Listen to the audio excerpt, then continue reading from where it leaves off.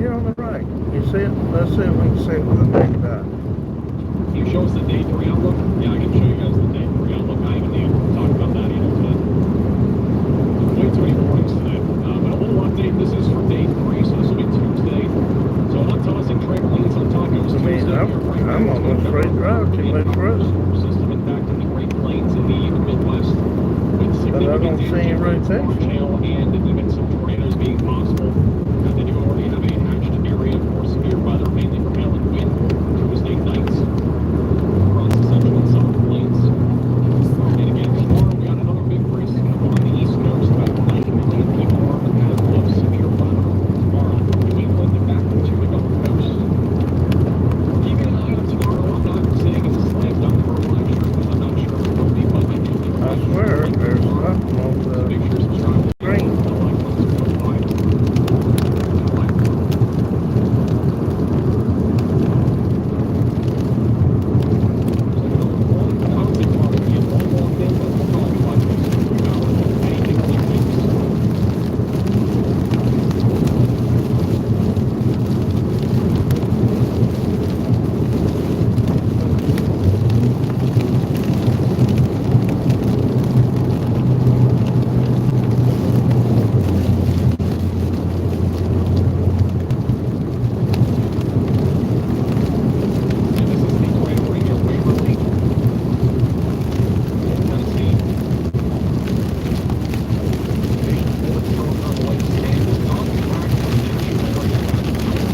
That's a blue flag. Do you see that? Yeah. What is that? There's another blue flag.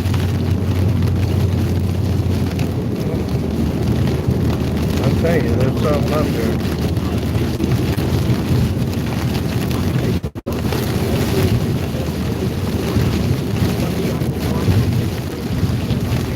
We're gonna get off this exit. We're in the middle of something. I don't know where it is.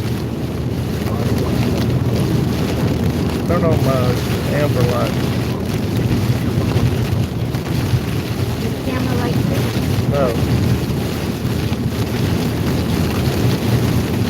Help me find this exit.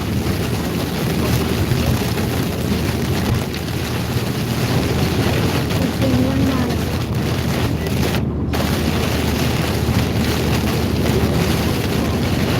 We got a problem here. We got a problem here. They say there's no rotation on this, but we've seen something, and we've seen some blue flashes on the ground. Or else we're just seeing things on the camera.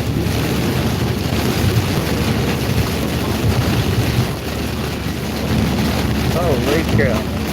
We're just east of Memphis, Tennessee, between Memphis and Jackson.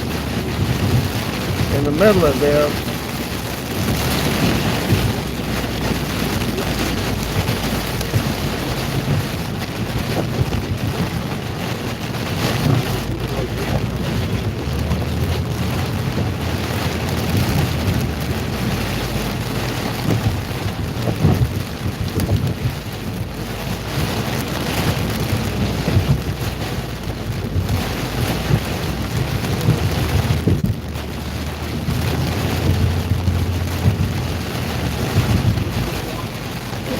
Coming up.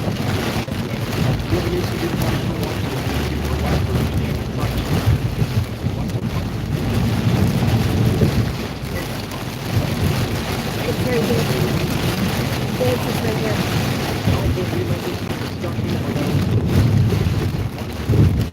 We're going to get off here until we find out just what this is we just drove into. I thought it was just going to be a thunderstorm, but this is a little bit more than a thunderstorm.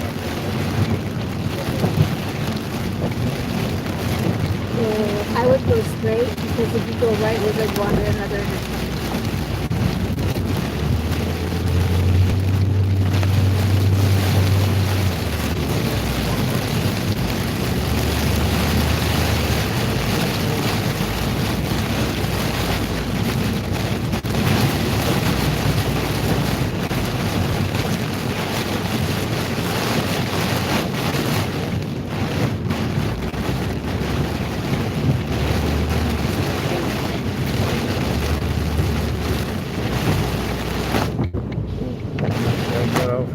Yeah. Yeah, 24 feet. You sure?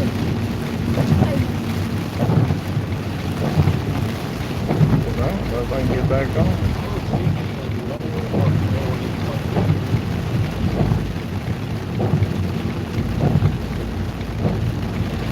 Man, I'll tell you what, I don't know what we just drove into, but I thought it was just going to be a thunderstorm with some lightning, but there's a little bit more to it than that. There's hail.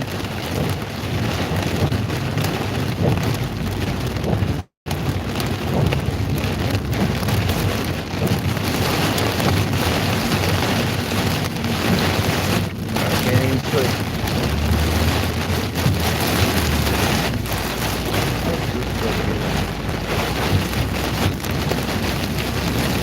I'm not going back to that. Go there and turn around and go back. I can't even see.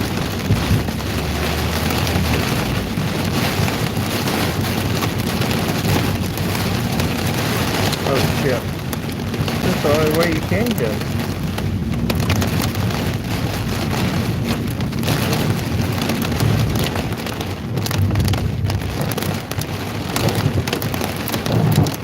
We're in the middle of a hailstorm.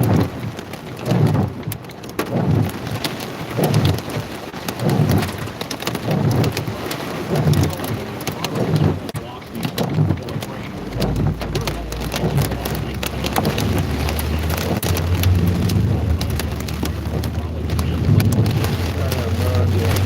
What does it say we're at?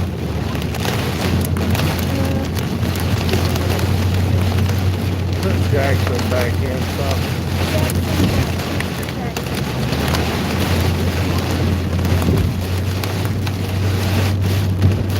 We probably got 80-mile-an-hour winds here and hail.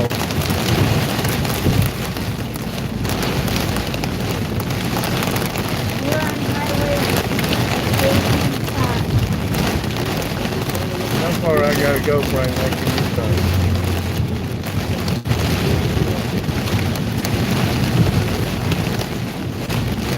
This is a mess. We're gonna go to a road issue.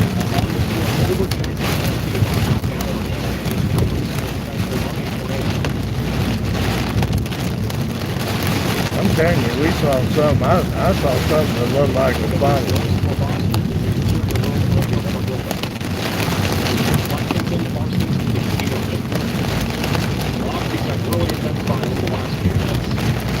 Just to the north of In 1.4 miles.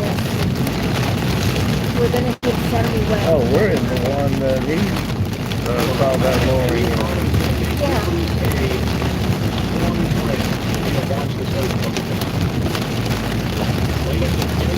I don't know what we're in. We saw something that looked like a tornado when we first turned the cameras on. And now we're in a hailstorm with lightning and probably 80-mile-an-hour winds.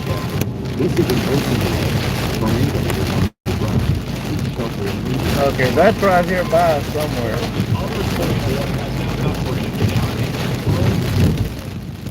Oh,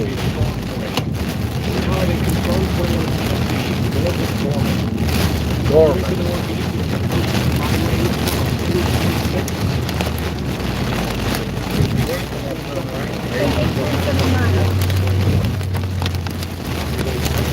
Man, this is a huge storm we're in the middle of. And there's a tornado apparently about 20 miles up the road. And I'm almost sure we got a funnel on the camera when we first turned it on.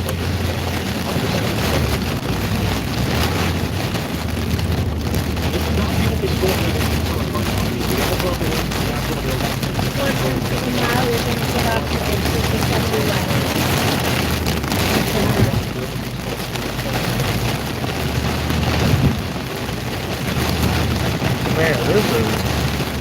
2/10 of a mile.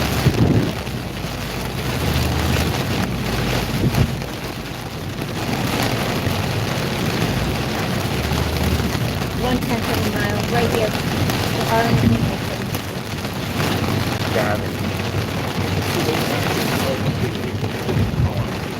somehow we got turned around. We're gonna try to get back on the interstate eastbound. And you're gonna do a loop-de-loop. I know. West of McElwain in Tennessee. This is currently hitting areas like the Highview Missionary Baptist Church, the Mission Church, Come on, find it.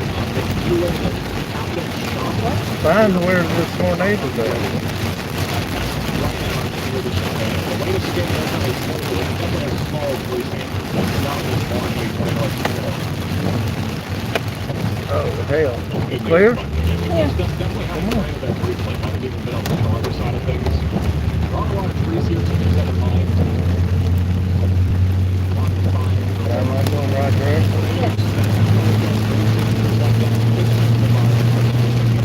So we saw something that looked like a funnel when we turned the cameras on. And then we saw some blue flashes. And then now we've been in hell off and on for the last 2 or 3 minutes. What? In 1 mile, you're gonna take it right onto Chestnut Street. Just, what I guess. Half a mile.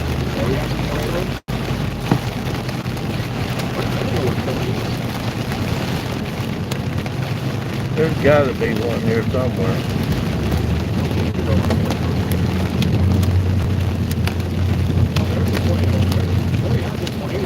Where? 'Cause I might be in the middle of it.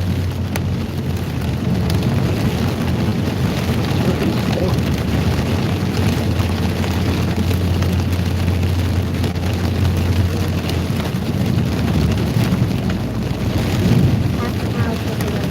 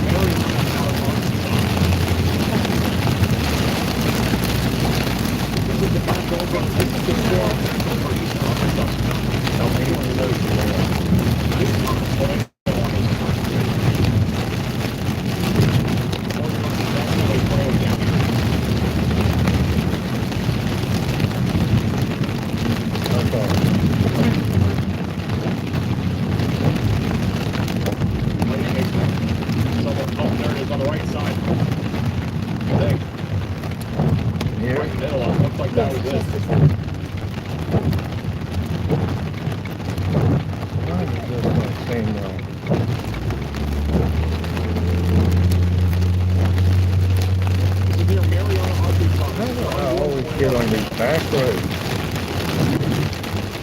that's going to flood me out. This is crazy.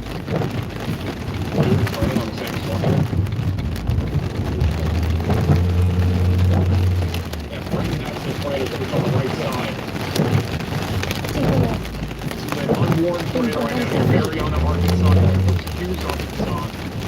Again, southwest of Memphis for reference.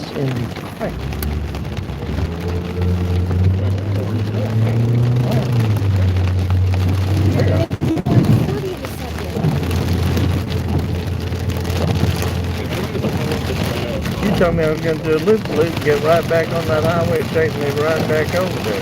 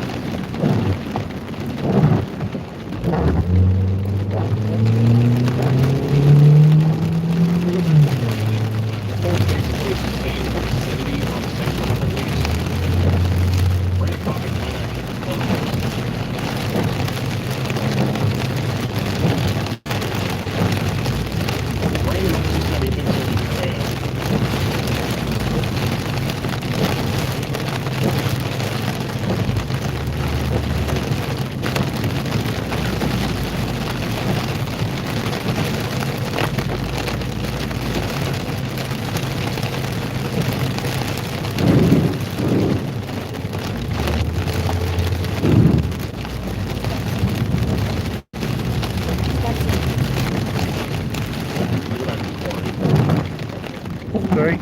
Straight. Once again, this is a completely, if it's still on the ground, this is an onboard tornado near Marion, Arkansas. Okay, this is definitely a dangerous storm. Again, there is a big right away on this, 40 spot of the tornado. Looks like right now, the outside of this tornado. Just to get a curve really northeast, approaching the Mississippi River Valley. Okay, so we'll have the tornado warning on this storm. South of Florida State. It's a dangerous situation here. It is still in progress. Quick update on tornado warnings in Tennessee. A new tornado warning has been issued. Now, the new tornado warning in Tennessee. That is for Dixon, Humphrey, and Hickman counties. This is west of Knoxville. North of Centerville. Located right now. I don't know what we're in the middle of. We saw something that looked like a funnel in front of us as we came out of Memphis. We saw some blue flashes on the ground, and then we ran into one heck of a storm, including hail. Now we're on a flooded road trying to get back on the interstate. In the positive bathroom, with windows closed as possible. You are in this tornado.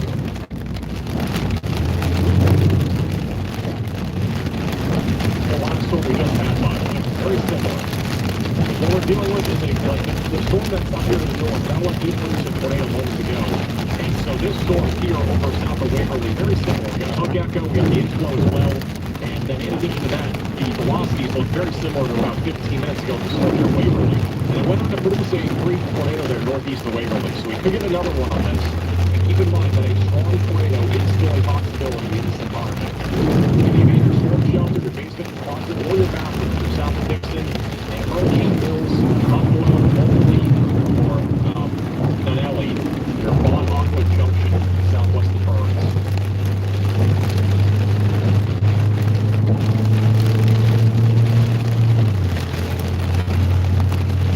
Can you update me? What? Can you update me? Yes, 1 mile.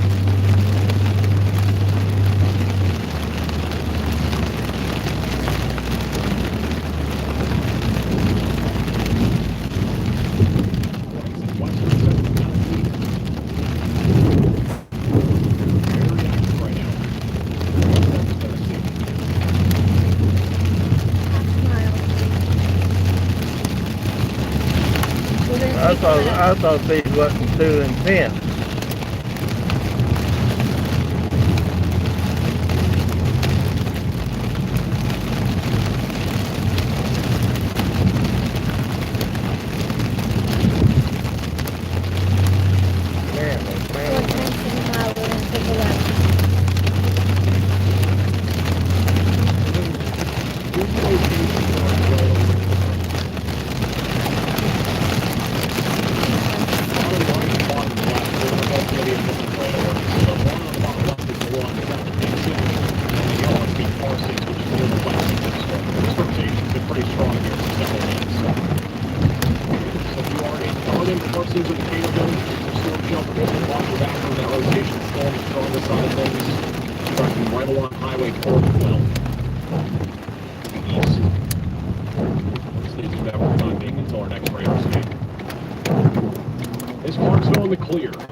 Clarksville is pretty much done. Just a lot of thunder and lightning right now. Really about it. No rain.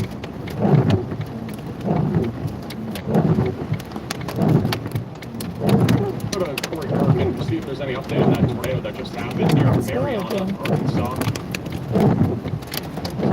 If he has connection. Alright, Brandon. Alright, Brandon Kopic's on that storm that did have a tornado moments ago. Looks like in Marion, Arkansas. This was an onboard tornado that just happened.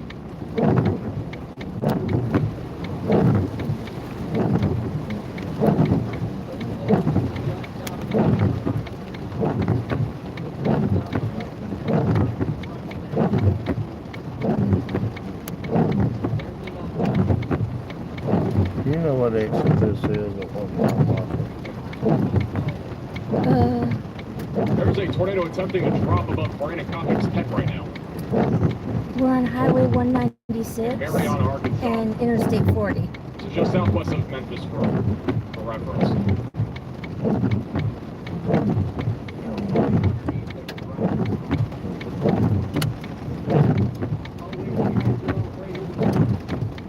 There it is.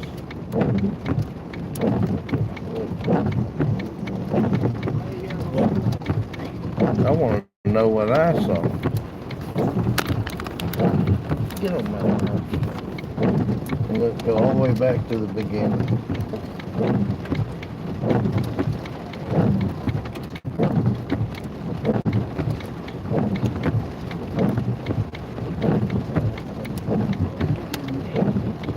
Look at that. Put that thing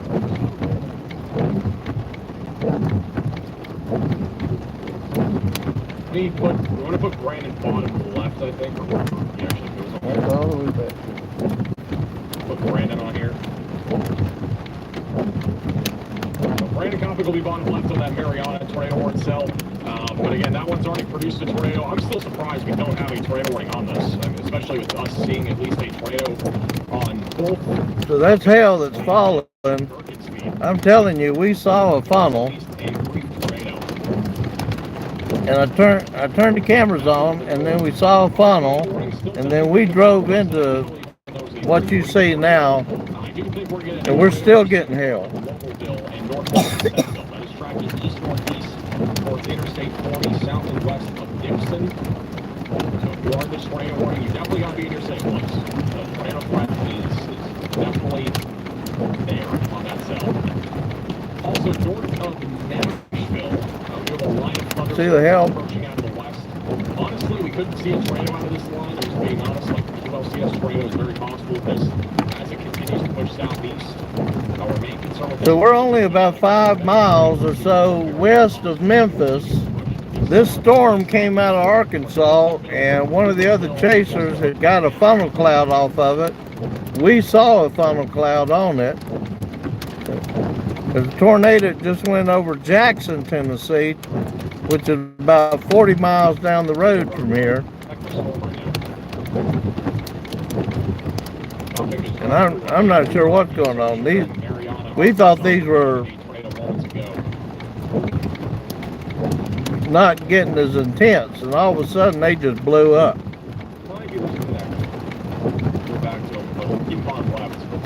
So this is Tennessee, about 5 to 8 miles east of Memphis on I-40. Right now.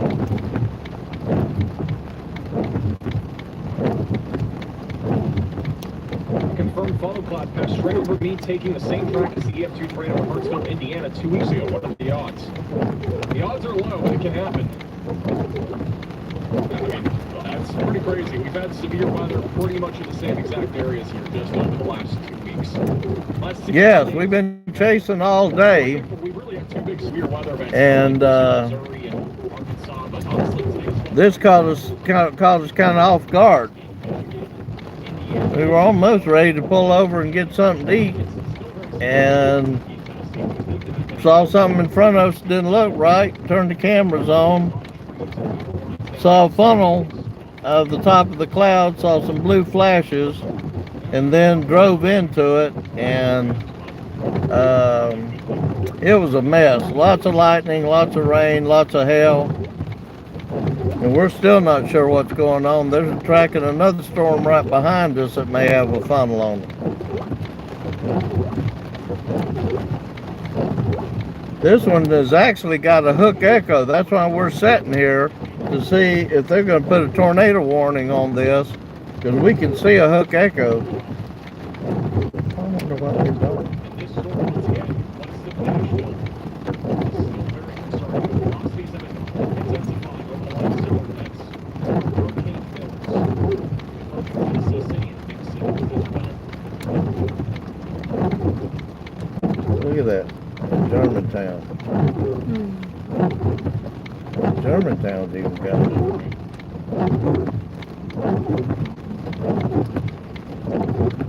Also, rotation further on near Dixon. It is attempting to come together as a further storm that did produce a tornado. It's heading in the direction of Pleasant View, west of White River. And now we're kind of go towards Interstate 24. So we're not sure what happened. All of a sudden, all these storms just blew up. We thought they were waning down to just going to be a wind event until we drove into this one.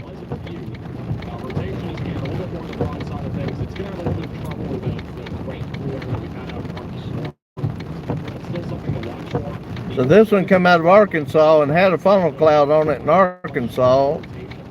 Some of the other chasers saw the funnel and filmed it.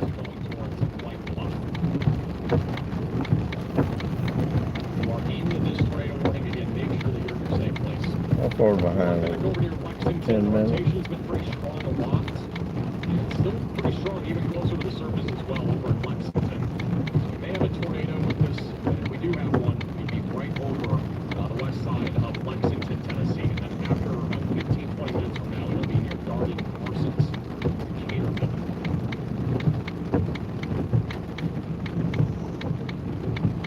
Moments.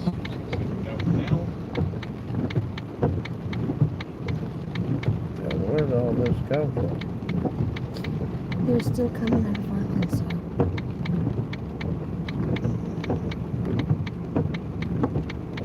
You can get a text man saying you got tornado storms coming your way. Turn on the radar The channel, make sure to subscribe down below. on this phone. Weather coverage like this all the time. Don't forget also to follow us on Twitter and Facebook at MaxVelocityWX. The links to the are in the description below. And you can join our Discord server as well, which is linked down below if you want to join our weather community and talk. This came up out of nowhere. But I definitely recommend you follow us on Facebook and Twitter. We'll be posting a lot of updates. We're still following these storms. All of a sudden, it went from no tornado warnings to we've got like 6 across Middle Tennessee from Memphis to Nashville. And these storms just blew up on top of us. So we've got a hook on the one storm we're sitting here. We're waiting for to see what the Weather Service is going to do with these over here in Memphis. The ones closer to Nashville is getting pretty close to home for us.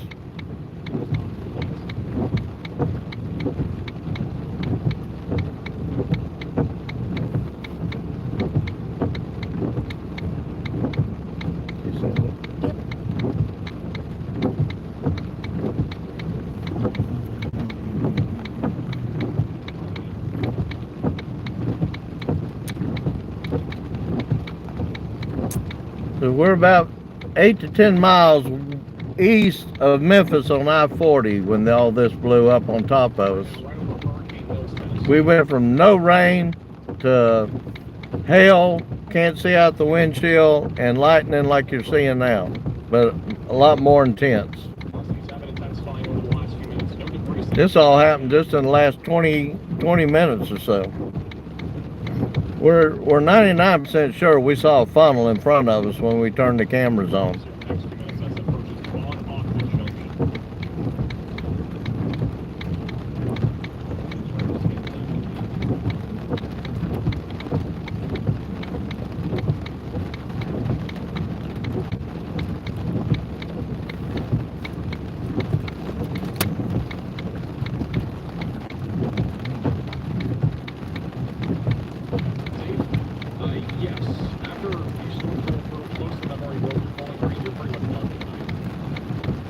Oh, look at that. Look at that. Might be a loud night going to see all the thunderstorms that we have. Alright, latest radar scan, the rotations, rain routes, it's not looking tight enough for there to be a tornado, but again, rain is still possible. It's at the east. Interstate 40, Bonhoeffer Junction, again, we're back to that. Rotation on the northern tornado warning is weaker, and then the one over here, Lexington, Tennessee, is the Jackson. Rotation is still on the stronger side of things over Lexington. You can actually see the hook echo on radar as well. We got a little storm burst happening on the west side, so that might impact the rotation. But as Holy cow. on Highway 412, we need to monitor the potential here for a So yeah, we've been chasing all day, and we thought things were winding down, and this just blew up on top of us as soon as we got through Memphis. We thought we saw a funnel cloud. We turned the camera on, and then all heck broke loose. Right here, screen. This is still tracking towards northwestern Mississippi, just south of Memphis.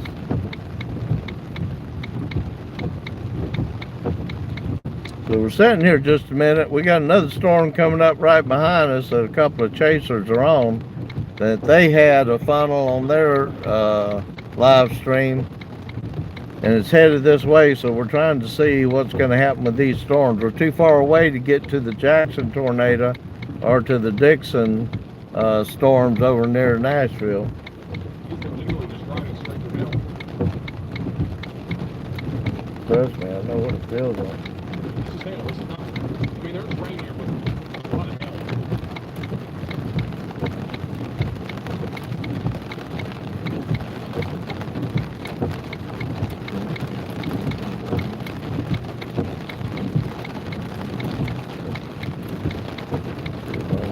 It should be right down here.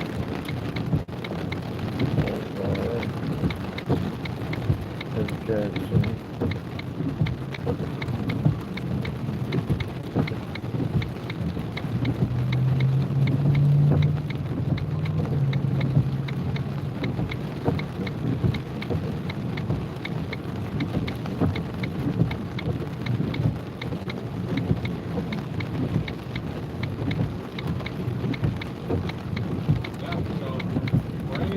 We've already drove through the hail. It hit us just before we got off the interstate here. That's the storm, yeah, just southwest of Memphis. Western Mississippi.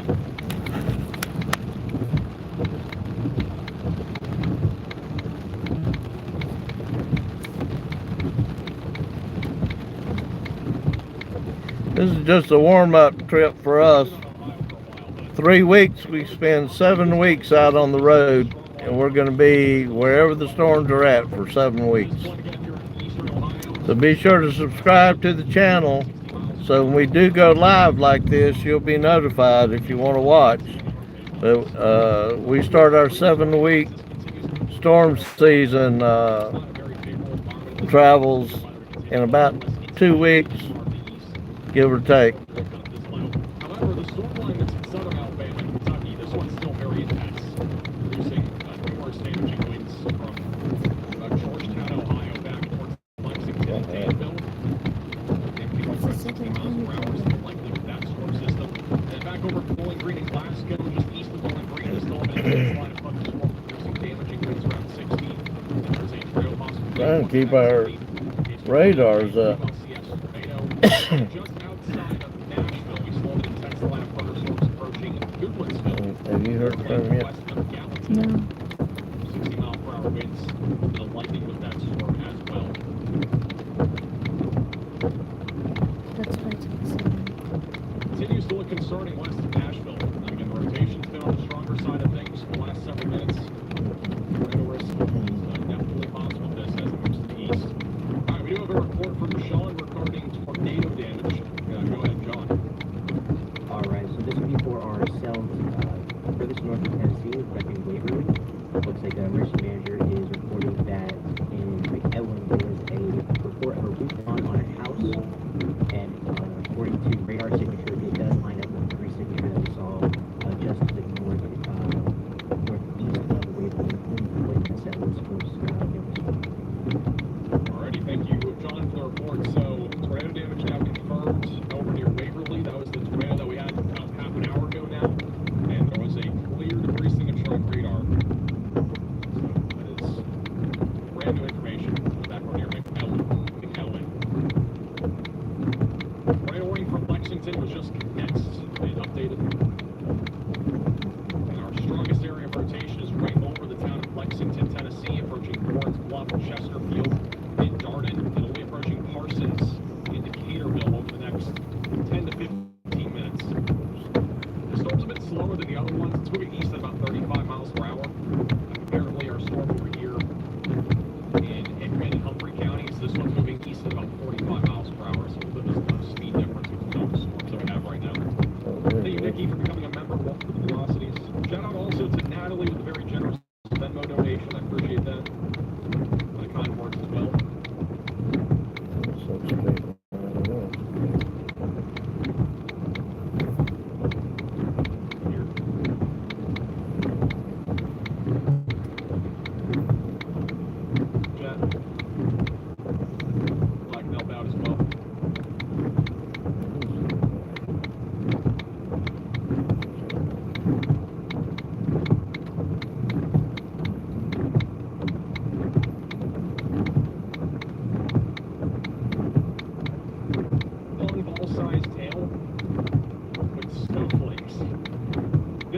We weren't live, I don't think, but I did post it on Twitter and Facebook. We actually had a severe thunderstorm in northern Minnesota a couple days back. I think it was 2 days ago.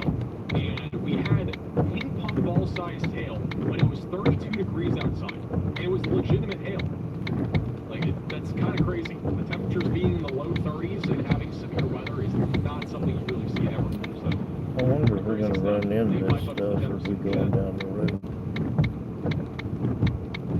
Oh, there's Mumford, Memphis. East Memphis.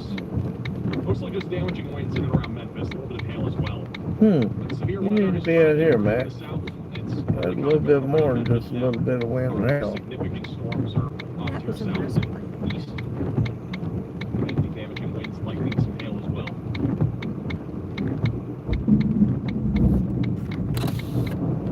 So what we have on radar is the one west of Nashville. It's pretty much going in the direction of Nashville. Much closer. Now look for east of Franklin in Tennessee. I think by the time the storms get east of Franklin, it'll be mostly wind, but we could still have a tornado or two embedded in the land. The tornado risk, keep in mind, I'll show you guys the SBC outlook. And this is, I honestly agree with the risk outlook. Been pretty spot on today. But notice how the strong tornado risk is mostly going to be over by the time the storms pass Nashville and Murfreesboro. So after it gets past Nashville, the strong tornado threat is lower. There is still a chance for a few tornadoes, even into the overnight hours, back to the Dixie Alley and the lower Mississippi River Valley as well.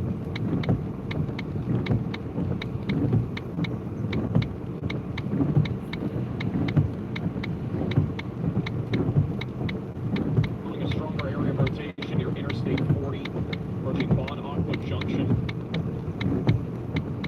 That's in Williamson. Some significant damaging winds near Portland, Tennessee. Centerville area, right in there. Not really much rotation.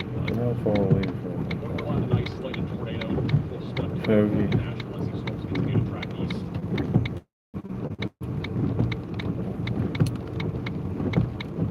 So we come out of Memphis with everything winding down. Next thing we knew, wait, what was that? 158 Also, shout out to Kimberly with a very generous Venmo donation as well. Thank you for all the great weather updates. Appreciate that.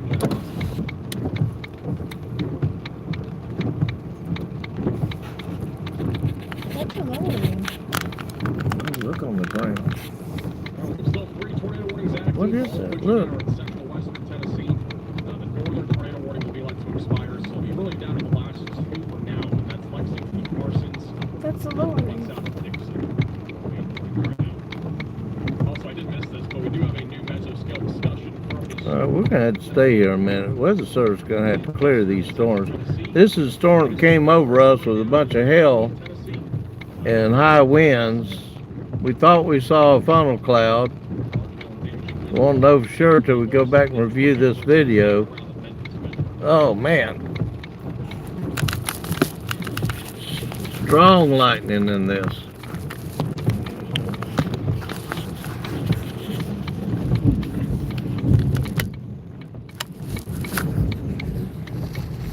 So here's what we're seeing, and we're in the middle of,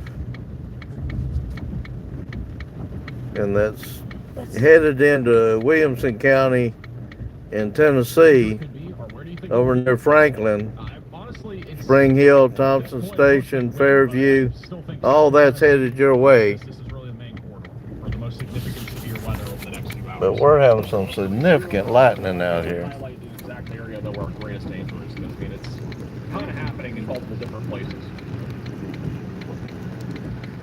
Oh, here's It's all pretty balanced right now. We don't have like any sort of crazy like huge tornado right now in progress that we can highlight a really dangerous area in the north from. Everything's pretty balanced right now. The wind spread is almost all 60 to 70 mile per hour. That's us right The now. hail is also relatively in the same area. And our tornado risk is also pretty much in the same area, but it's mostly in central Tennessee right now. It'll probably stay that way for the next few hours. Our latest radar scan near Interstate 40, still got some strong rotation. Approaching Aqua Junction. Bottom left of your screen, I'm going to stay on brand. Bottom left of your screen is Centerville, which is just to the south of this tornado warning. We'll keep a close eye on that camera.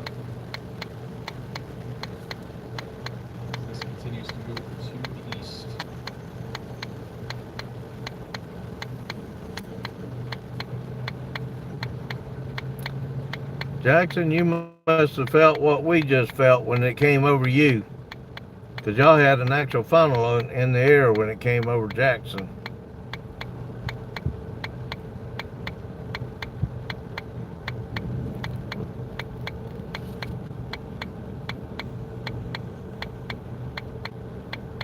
Andrew, I use radar Mega right now.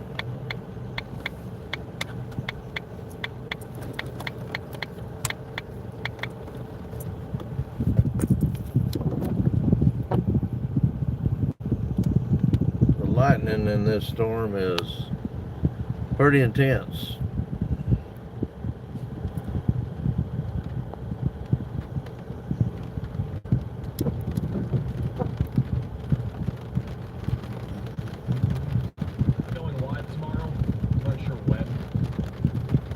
We came out of Arkansas through Memphis, and we thought it was winding down. All our radars only showed a couple of red blips.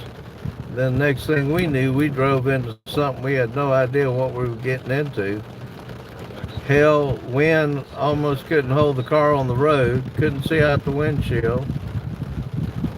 And I'm almost sure we had caught a funnel on the video. Towards Franklin and Murfreesboro and Smyrna. So if it does stay tornadic, it'll be heading right into your neck here soon.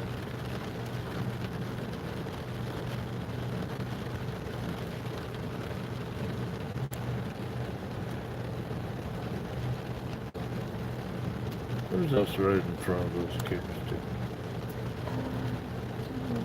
Radio voice? I think that's that. I don't really have a radio voice. I really just talk like this. So if you're in Williamson, Rutherford, Bedford, Cannon counties, Dixon, Centerville, all this is headed your way. You're going to get hit with this in the next hour.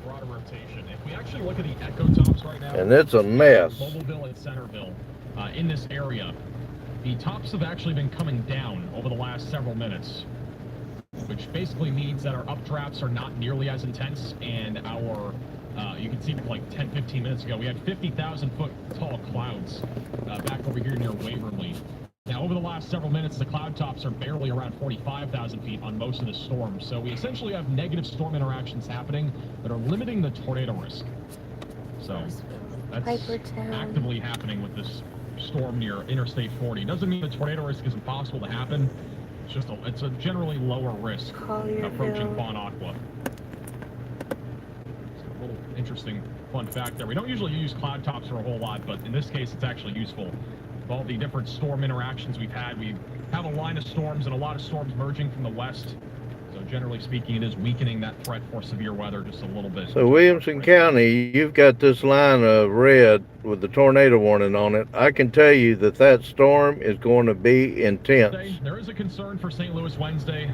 There's lots of lightning in it, probably hail. All about that. I'm not sure what day we're going to have a video. High winds. We've already called our people over there and told them to hunker down and get ready for it. If it doesn't, then I'll make a video and have it in the afternoon probably. Because that's going to go right through our area. Donations, I appreciate that.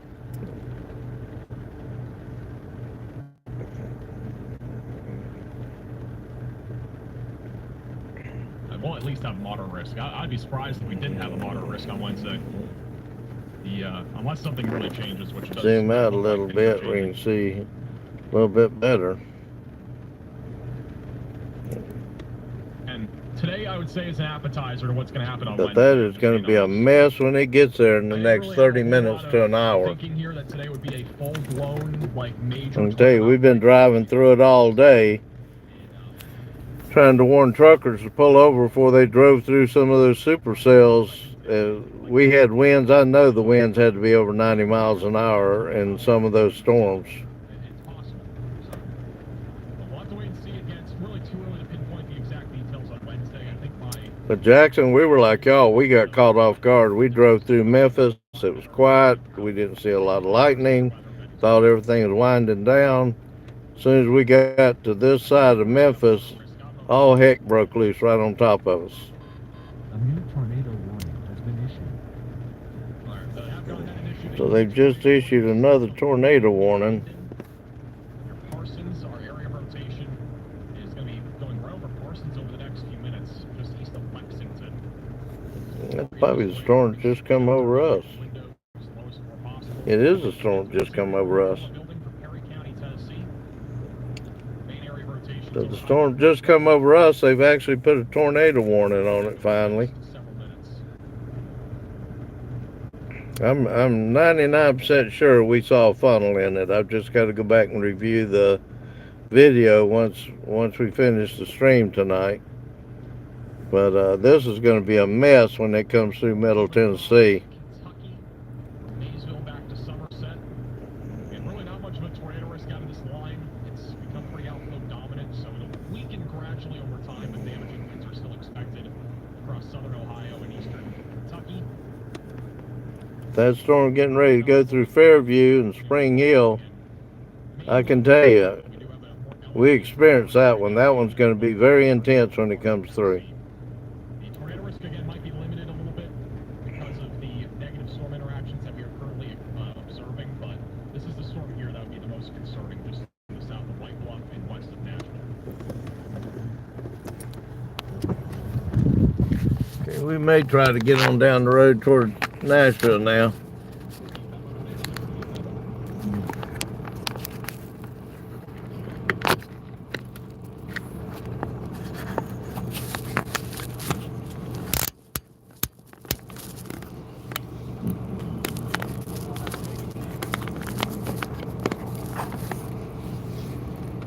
Well, so this is the backside of that storm that came over us. It's still headed to the southeast.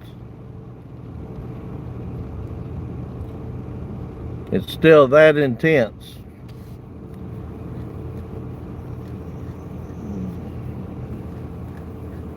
I don't know where these storms come out of all of a sudden. It's almost like when they crossed the Mississippi River, they picked up a bunch of moisture and just took off.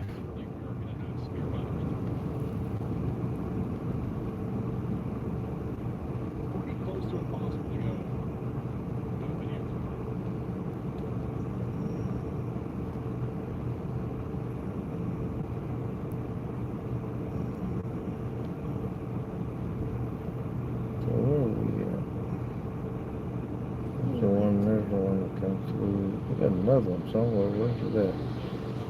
There it is.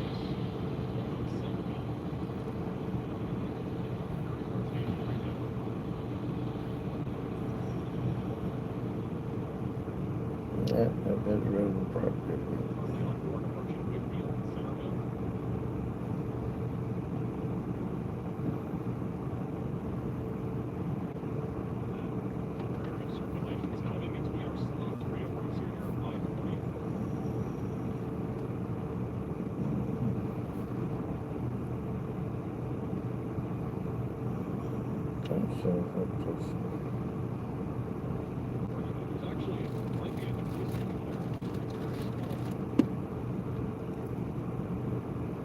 We're trying to watch the radar here and give some kind of updates to the people over in the central part of Tennessee, because now they're tracking some rotation.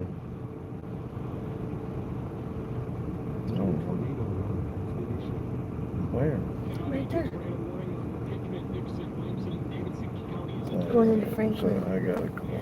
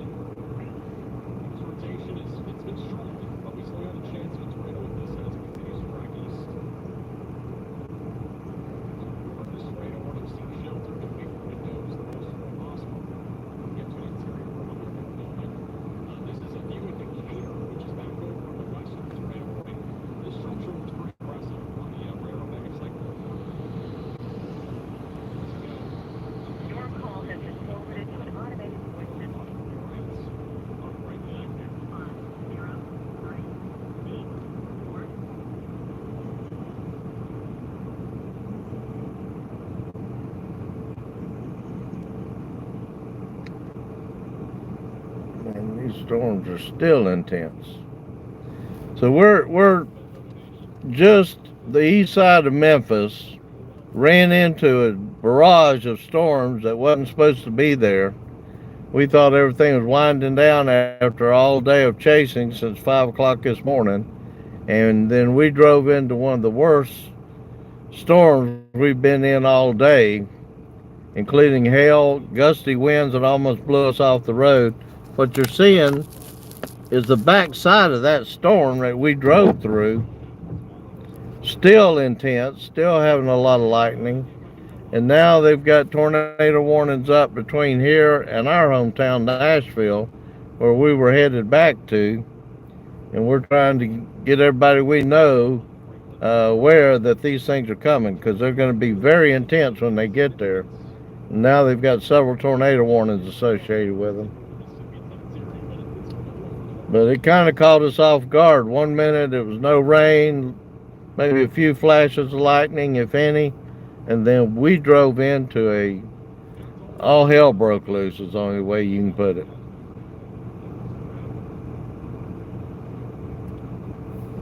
Here's the latest radar scan for velocities in Tennessee. It's the similar rotation. It's trying to come together, though. We're seeing more organization now for velocities. Honestly, it still looks like I think there's my camera phone. It's late at night. We could have a tornado out there. We might not even see it on radar. So the idea is they shelter basically positive that. The tornado warning for Parsons will expire in 4 minutes, and we'll be down to 2 tornado warnings after that. Same thing with one down south of Gibson. These storms in Middle Tennessee right now are extremely intense.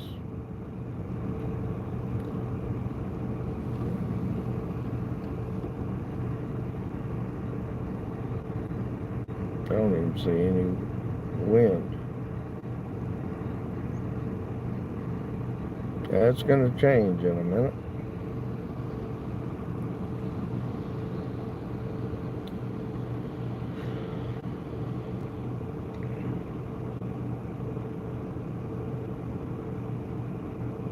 What's going on near Bellevue right now? That's You nasty. think Clarksville, Tennessee will be safe for Typhoon tornadoes? Yes. You guys are pretty much done. Please be ready.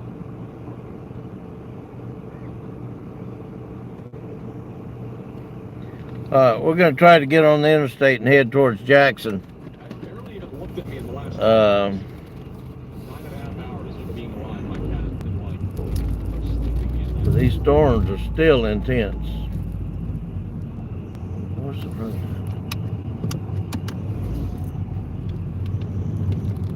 Now we'll find it.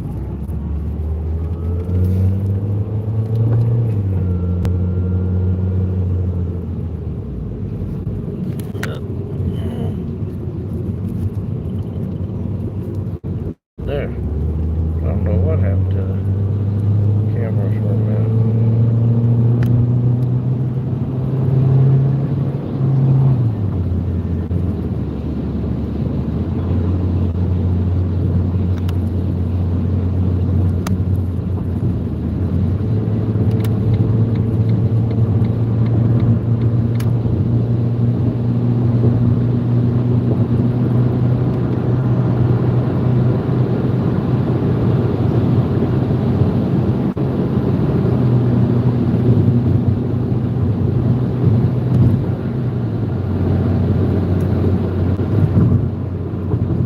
Get up here. We're too far to catch these storms that's getting ready to go through Middle Tennessee, but we can get it up behind them. If you're anywhere in Middle Tennessee, this line of storms is getting ready to hit. They're going to be pretty intense for about 45 minutes to an hour.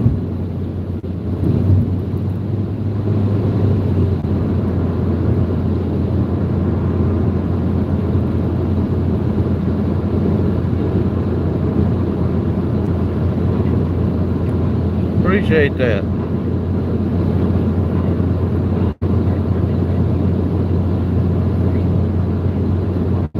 We try to be as cautious as we can.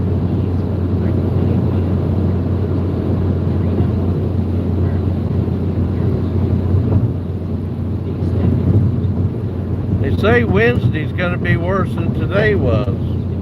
We'll see. Same area is going to be under an enhanced risk of severe weather. And they said oh wow, did you see that? And that the potential for severe weather is going to be more favorable than it was today. And I'm hard pressed to believe it could get any worse. Today actually should have been a moderate risk based on the amount of hail and lightning and wind that was associated with these storms.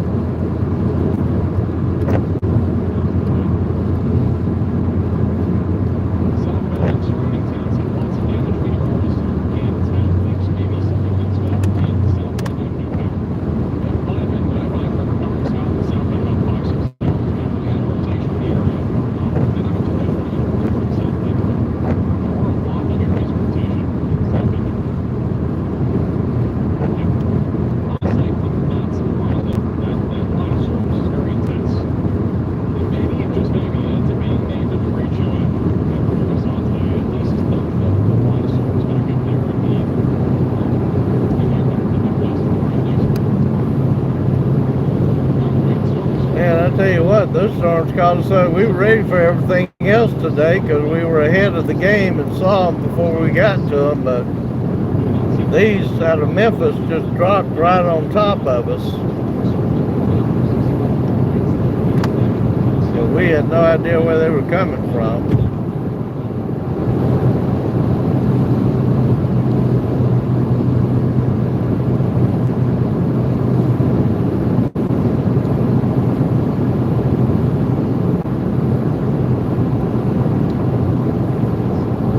You're in Middle Tennessee, particularly Davidson County, Williamson County, Rutherford County, Bedford County, Cannon County. All these storms are headed your way. Murray County, and they are going to be very, very intense. Franklin, Columbia, Thompson Station, Spring Hill, Shelbyville, Tullahoma, all going to get hit with these storms in the next hour. Still have at least 2 tornado warnings on these storms that are coming in. We're actually sitting here watching the cameras at the house south of Nashville. We don't even see any wind yet, but we know that's getting ready to change just any minute.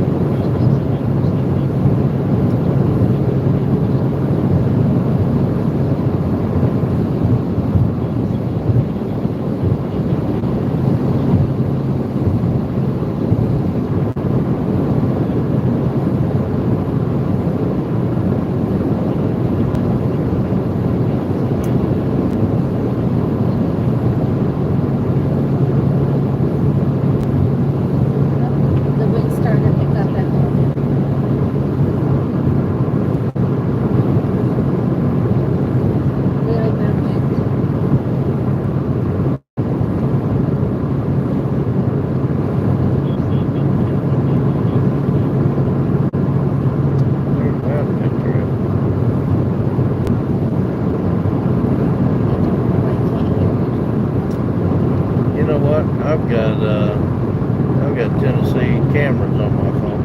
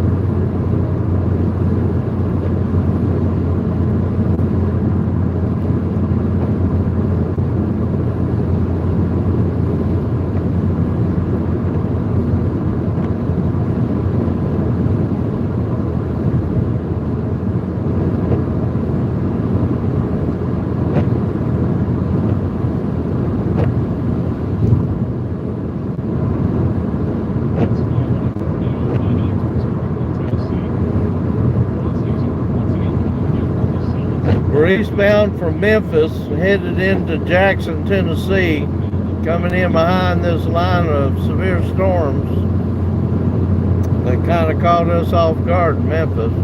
Thought we were winding down for the day, and then next thing we knew, we drove right into the hail and wind that almost blew us off the interstate.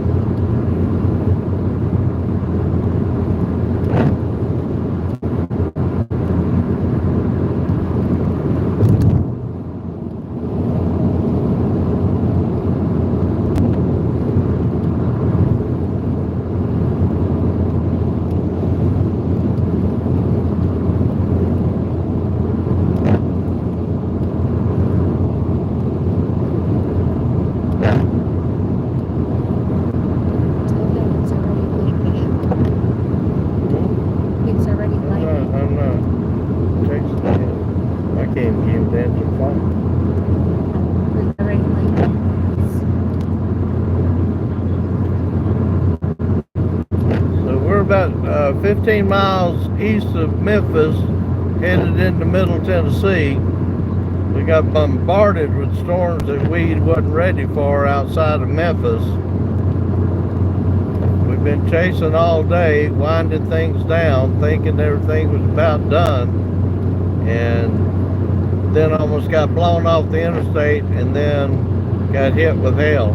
We're pretty sure we've got video at the beginning of this live stream of a funnel that was coming down. They did have one in Jackson, Tennessee, and they're still tracking that one.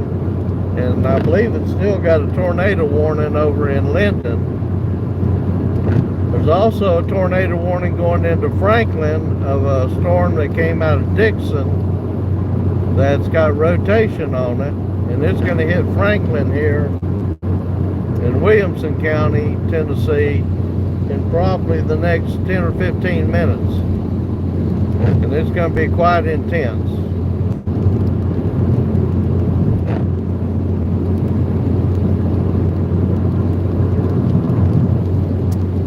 So we're not going to be able to catch it, but we're going to come in behind it. These storms are full of lightning.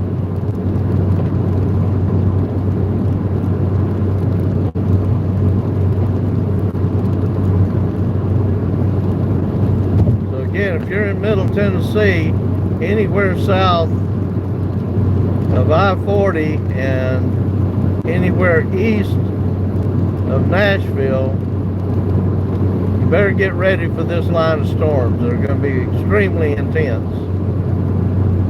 We're pretty sure the wind that came through Memphis that hit us on the interstate had to be 70 to 80 mile an hour winds. I almost couldn't keep it on the interstate.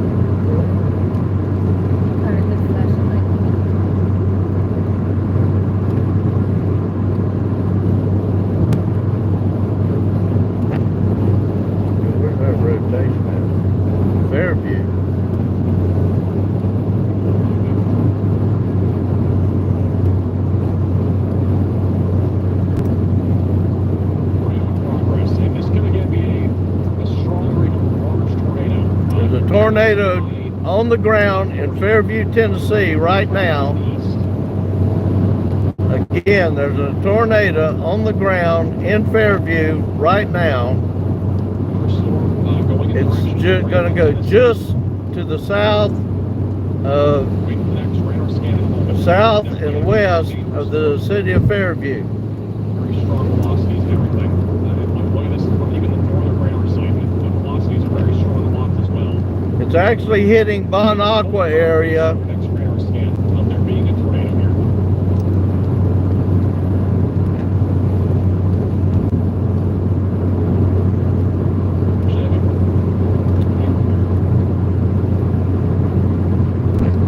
Tornado on radar looks like it's at 840 and just crossed I-40. 840 and I-40 is where the tornado looks like it might be, but the radar is 5 to 10 minutes slow, so it could be further down the road towards Fernvale or further down 840, north of 840, Interstate 840. We can see it on the radar and we can see it on the correlation coefficient rotation radar.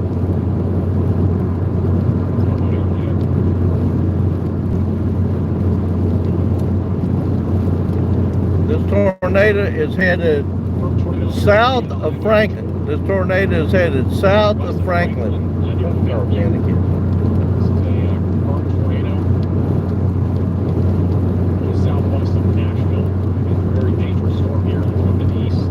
Tornado is on the ground in Williamson County, roughly at the intersection of I-840 and I-40, headed to the southeast.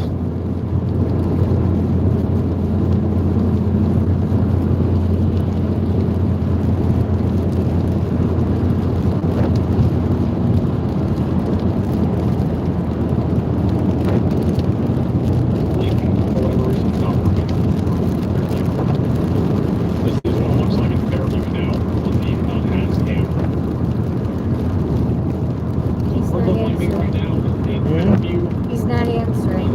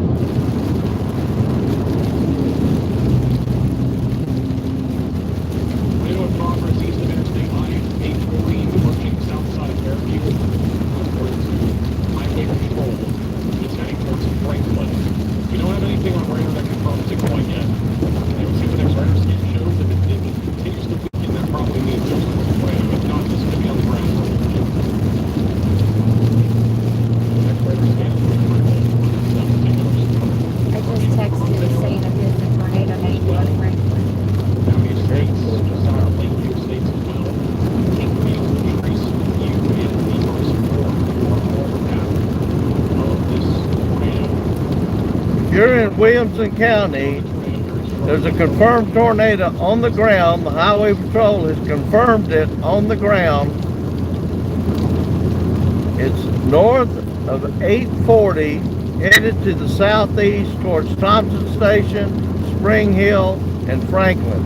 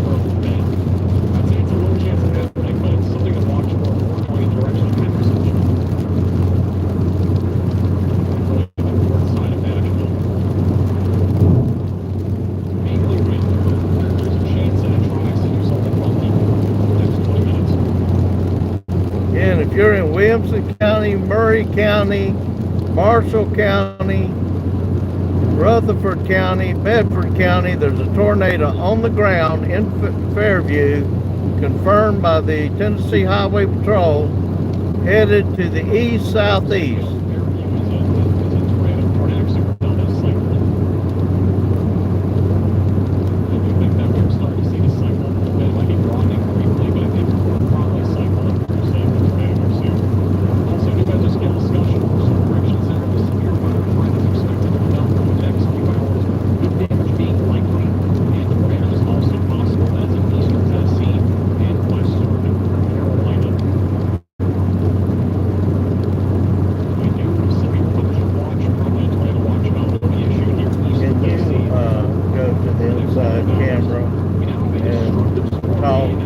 Ben, wake up, tornado coming.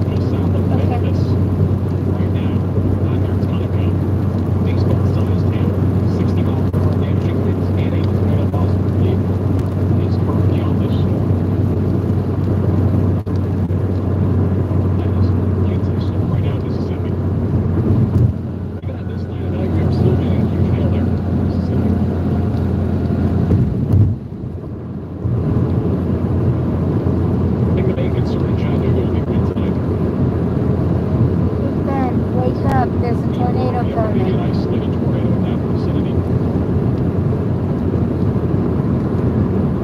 Latest radar scan, so some rotation right now near Ferndale, south of Fairview. Hey Ben, wake up, there's a tornado coming.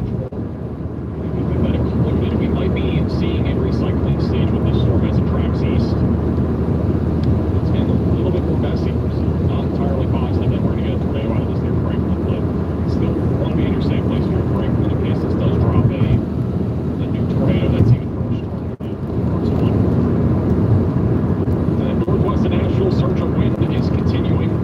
Not really seeing this blow out enough to the point where we're going to get imminent tornado. It's something to watch for long term, I think, near Hendersonville and then east of Hendersonville. Hey Ben, wake up, there's a tornado coming. News, I'm not forgetting about you guys in Linden, but everybody does continue from Linden. Station's fairly blocked right now. Just keeping an eye on it.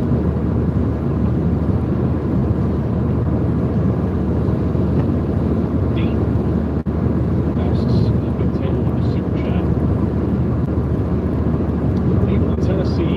Same thing with Chattanooga. I mean, that entire area down here, I think, will be mainly wind. But again, an isolated tornado or two can't be ruled out, especially with the orientation that we have of these storms. But with it coming more out of the west instead of like out of the south, our tornado risk is going to be at the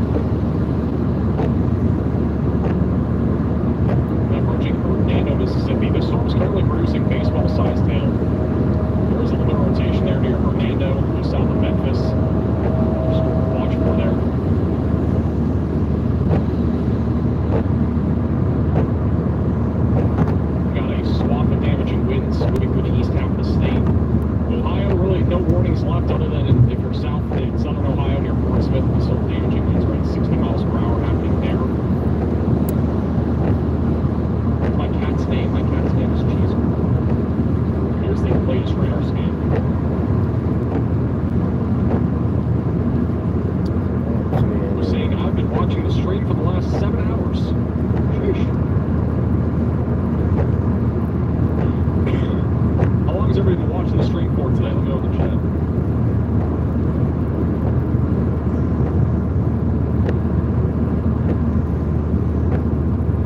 Our stream auto.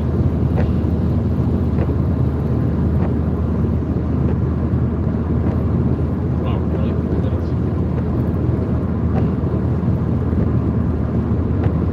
8 hours. About 9 hours. Anybody for the full 10 hours since you started, alright?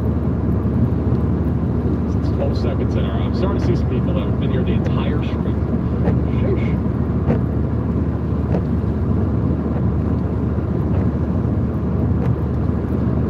This is some debris right there.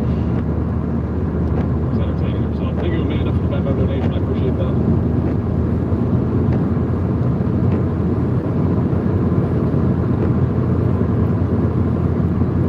Actually, have a little bit of rotation just north of Nashville. I even have a microburst happening. Velocities are up near 80 miles per hour just north of Nashville there. We're currently just west of Jackson, Tennessee, on Interstate 40. We've tried to call and text everybody we can think of.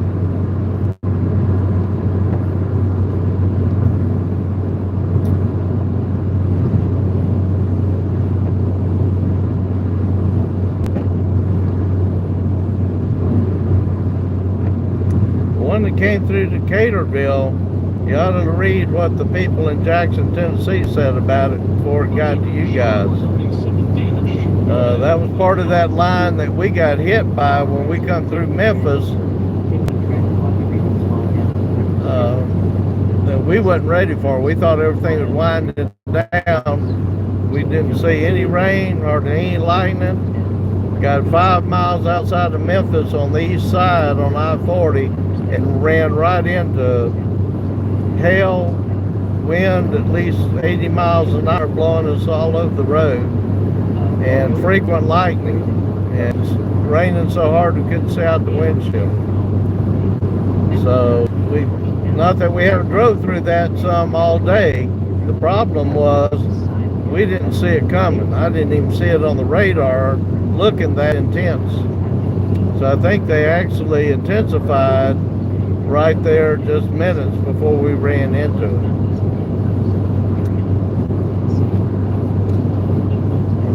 There's a tornado on the ground in Williamson County, Middle Tennessee, south of Nashville. Supposedly it's confirmed by the Highway Patrol.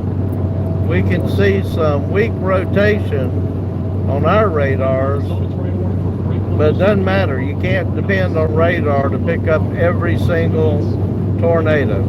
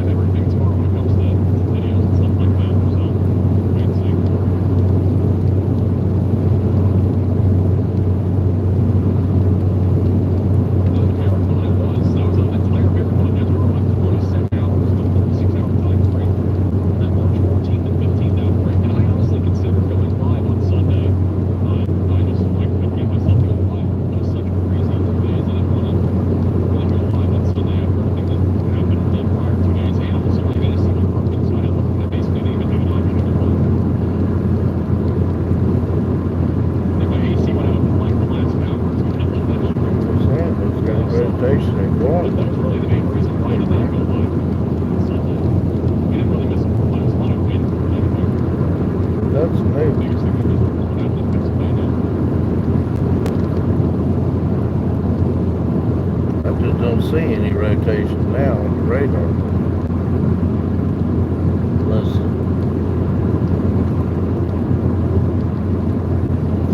down here, you watching that too? Video camera. Yeah. It's falling apart. 24 hours. But I honestly think it's going to happen someday. I'm going to be honest. I think we're going to see. I think we're going to have a 24-hour live days. Who knows when? Honestly, when it's going to happen. I don't know. I think it'll happen at some point. I can't hear it. It wakes them up. What? My Texas playing them neighbors in the back. I don't have your I don't think so. okay. Donation of generosity.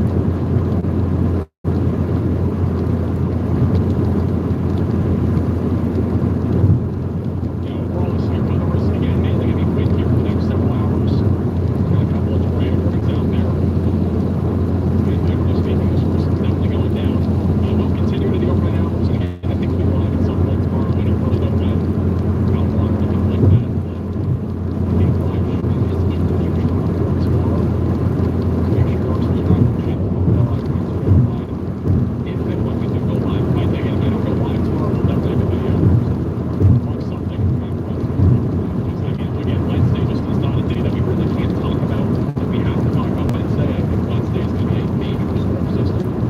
Probably going to have a tornado outbreak across many areas on Wednesday. And honestly, Wednesday looks like it's going to be very, very, very robust and significant. Perhaps something like what we even saw recently on March 14th and 15th. Again, not the same sun by any means. I actually think it's going to be tornadoes. I think that we're going to have a very busy Wednesday without a doubt. Tomorrow might even be busy depending on what happens. Active stretch of weather to say the least that is coming up. So definitely make sure to subscribe to the bell icon so you can notice updates. Don't forget us following on our Discord server. Link in the description. Follow us on Facebook and Twitter, all those good platforms. Big shout out to Aaron as well as Aaron for your generous donation. Thank you, Aaron.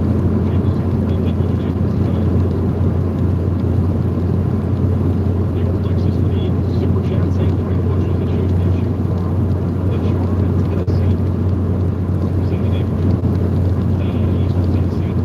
I haven't seen anything pop up yet. I know we're supposed to get a new watch for Eastern Tennessee probably in about an hour or two. Maybe got a show for that.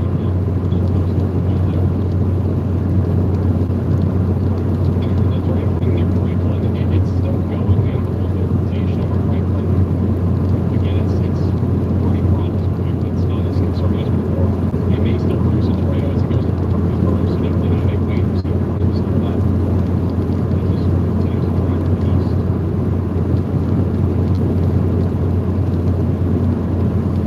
What is that, one that you got? Oh, that's 420 down there. That's the one that I understand. No reason. No reason. And I want to be able to get to sleep in case we do go live tomorrow.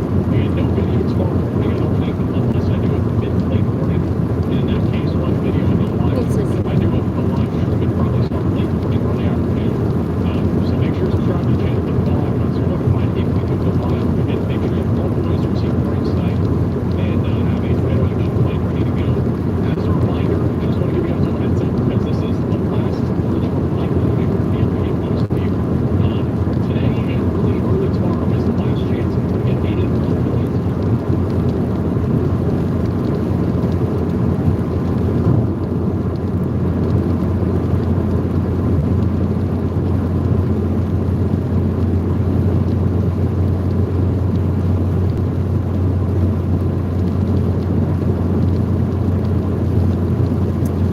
So we're almost to Jackson, Tennessee. We're eastbound on Interstate 40. The There's still a tornado warning out in Williamson County and northern Murray County, based on confirmation of a tornado that supposedly touched down in Fairview. There was some circulation on the radar, but we couldn't confirm it by radar. But you should never go by radar to say whether there is or isn't. If somebody says there's one, take their word for it until you can prove otherwise.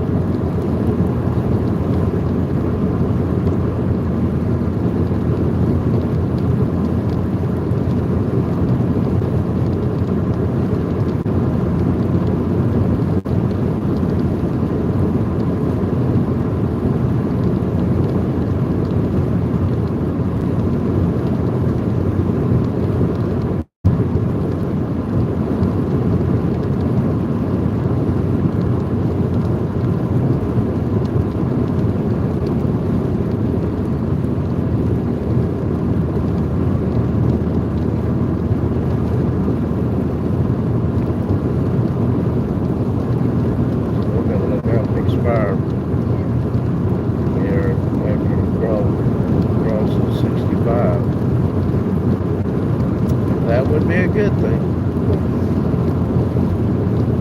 Especially since Benson warned us. You better find a way. That looked pretty big on the ground.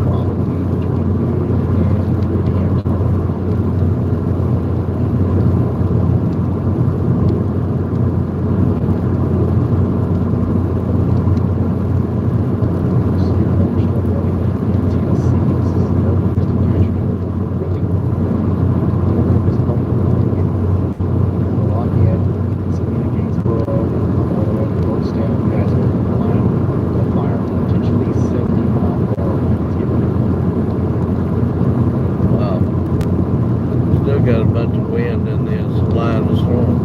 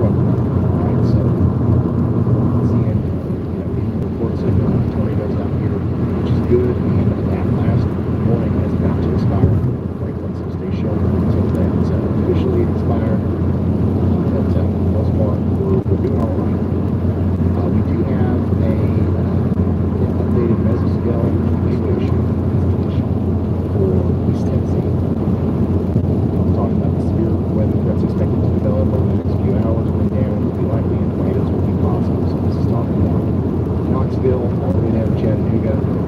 Once again, much less significant of a threat versus what we had farther to the west, but still, there's going to be warnings tonight. There's going to be some severe weather, so make sure you have a way of getting alerts.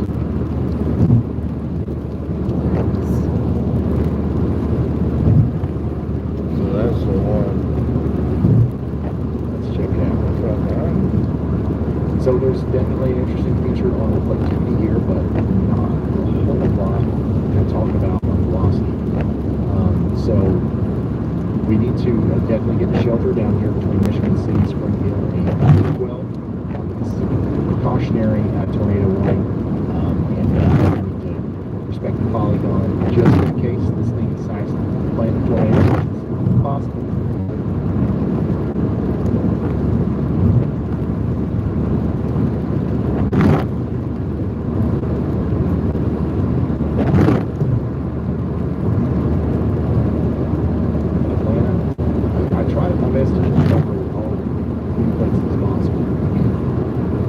We do a pretty good job of that. Every time you look at chat, you think that we never talk about it anywhere. In fact, I just looked at chat, and I swear to you, somebody just asked me about Clarksville.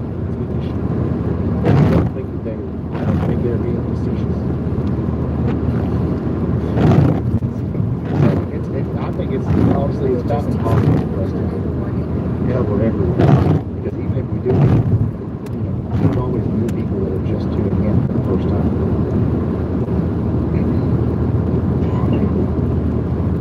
So we just got a new tornado warning for Rutherford and Williamson counties in Tennessee. And this is a continuation. I mean, this is the storm that we were watching coming towards Franklin. We're still going to watch it as it goes all the way over towards Murfreesboro. But the rotation is definitely less, concerning looking than it was earlier. So hopefully that trend continues, but we're going to watch that rotation as it goes all the way over to Murfreesboro, take shelter in here, Rutherford, Ward, Williamson counties in Tennessee.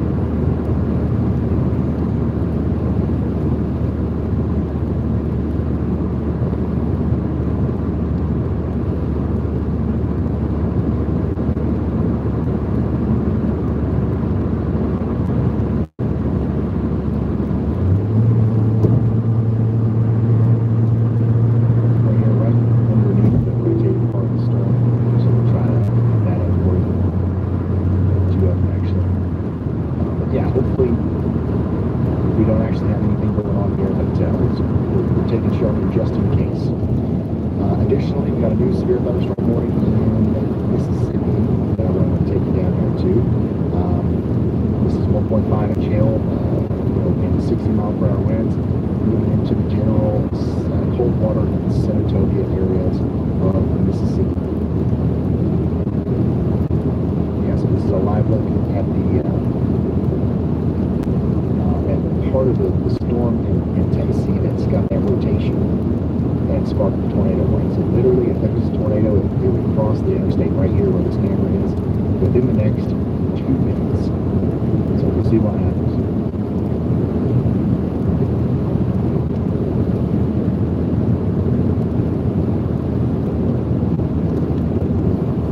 And now for 10 hours and 44 minutes. It's 12:43 local, 11:43 central, 4:43 Z. We're going to keep going here until about 11 hours and 30 minutes, and then we're going to call it a night, and we'll be back tomorrow in some form, either through a video, maybe, or in a live stream. I'm not 100% sure what we're going to do tomorrow, to be honest. I'll figure it out whenever, I was a county EMS director in Florida and part of the emergency management. So I left there probably about 25 years ago, but the last hurricane that I oversaw the EMS response was Opal Hurricane Opal in the Panhandle in 1995, and so I've always been involved in watching weather, preparing for weather.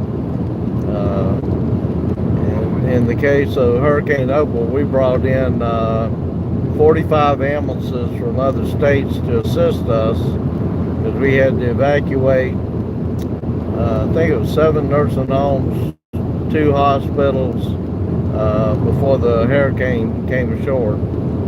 And 18 hours before it come ashore, it literally went up to almost a Category 5. And then, as you know, hurricanes breathe. It took a breath and dropped to Category 3 before it crossed shore there between Pensacola and Fort Walton Beach. So last time, funny story, last time I chased storms down in Florida was January a year ago, and I really wasn't chasing in the Panhandle. We were actually in Mobile. I'm from Milton, Florida, so I was going to drive over there and visit and go by my favorite bakery just as the tornado decided to go through the north part of the county, dropped a 3-foot oak tree, 3-foot diameter oak tree, and before I could see it and get away from it, we hit the outside of it, and that's why I've got a new car to chase in.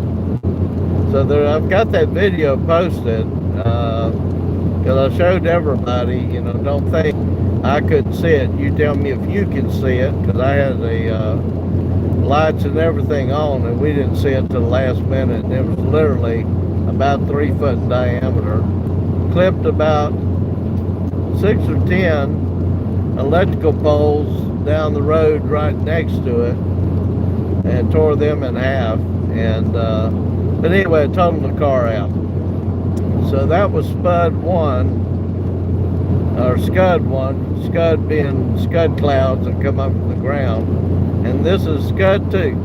So we currently chased the rest of last year, and in 2 weeks we'll be chasing for 2 straight months, give or take, out in the Midwest and Dixie Alley in Scud 2. And that's actually the car on the picture on this live feed that we're in now. So since February a year ago, when we started using this car, we put literally 48,000 miles on it in about 14 months, give or take.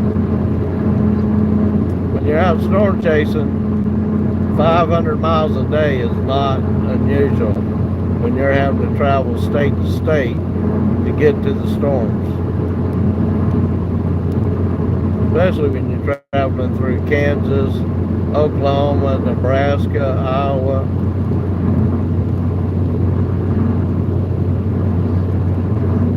But be sure to subscribe to the channel, that way you'll get a notification when we go live, because we're literally going to be on the road for 7 straight weeks starting the middle of April, and generally we're chasing something almost every day. And we've got some videos posted from last year that you certainly want to take a look at.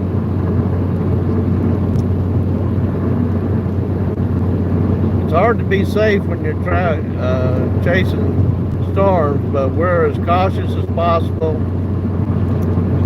I carry a lot of first aid equipment with me. I'm a former paramedic. I currently work in the intensive care unit at a hospital as a cardiac tech, and I've even got a automatic defibrillator on board should we need it. So long answer to your question, but if I ever chase in Florida, yes, totaled my car out. Yes, I was a county EMS director in the Panhandle of Florida, and certainly worked many a hurricane, but as you know, we just don't get a lot of tornadoes in Florida. And generally, if you did, they were either associated with hurricanes or they were EF0s, EF1s. But I used to do damage assessment for the Red Cross before other agencies took over several decades ago. But in the original charter for the Red Cross did all the damage assessment for the number of houses destroyed, damaged but could be repaired, that kind of thing. I won't tell you how long I've been working on storms and disaster services, but it's been a long time, and I've always been an enthusiast. And you know, in school during the day of the killer tornadoes, which was back in 1974, when there was like 350 plus tornadoes across the country, and I forget how many hundred people were killed. We just didn't have any warning systems back then.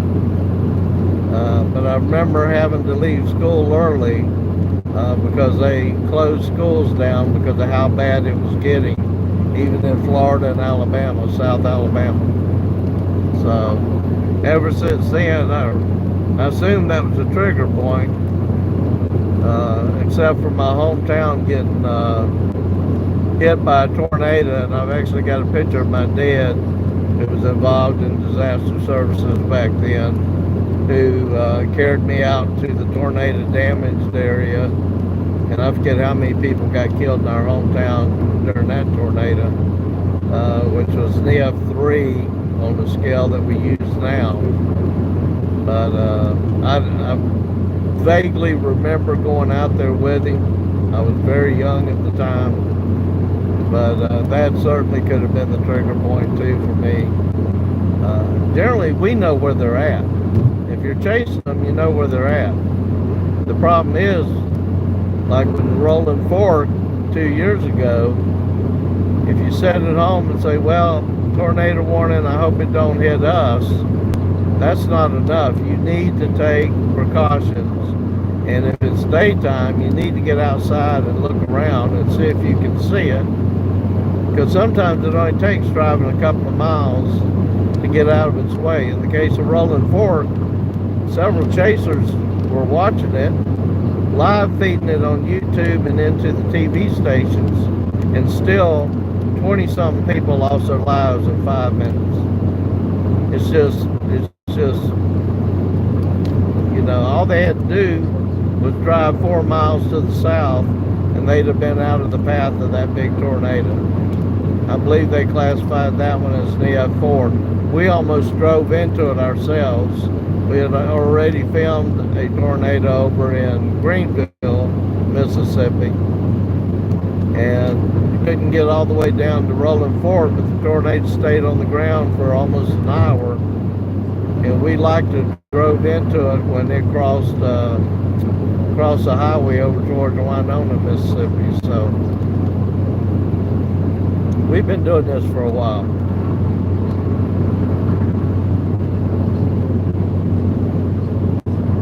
You know, the funny thing, if you're in Orlando, the funny thing, so I interviewed for the EMS directorship for NASA, for their tourist area of NASA.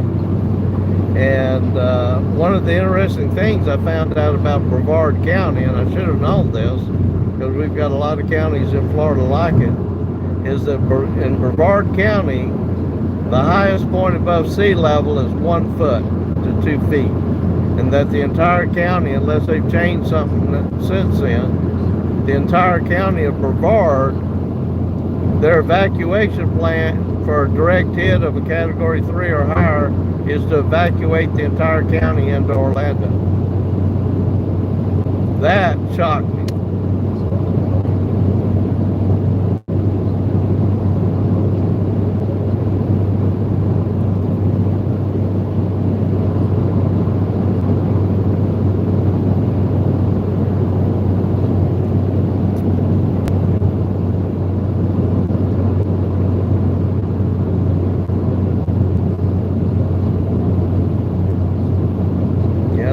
I thought. Because a county like Brevard, if their highest point above sea level is 1 to 2 feet, that whole county's going to flood if they take a direct hit of a category 4 or 5. Anybody who stays on the coast to ride out a hurricane, even a category 2, is crazy.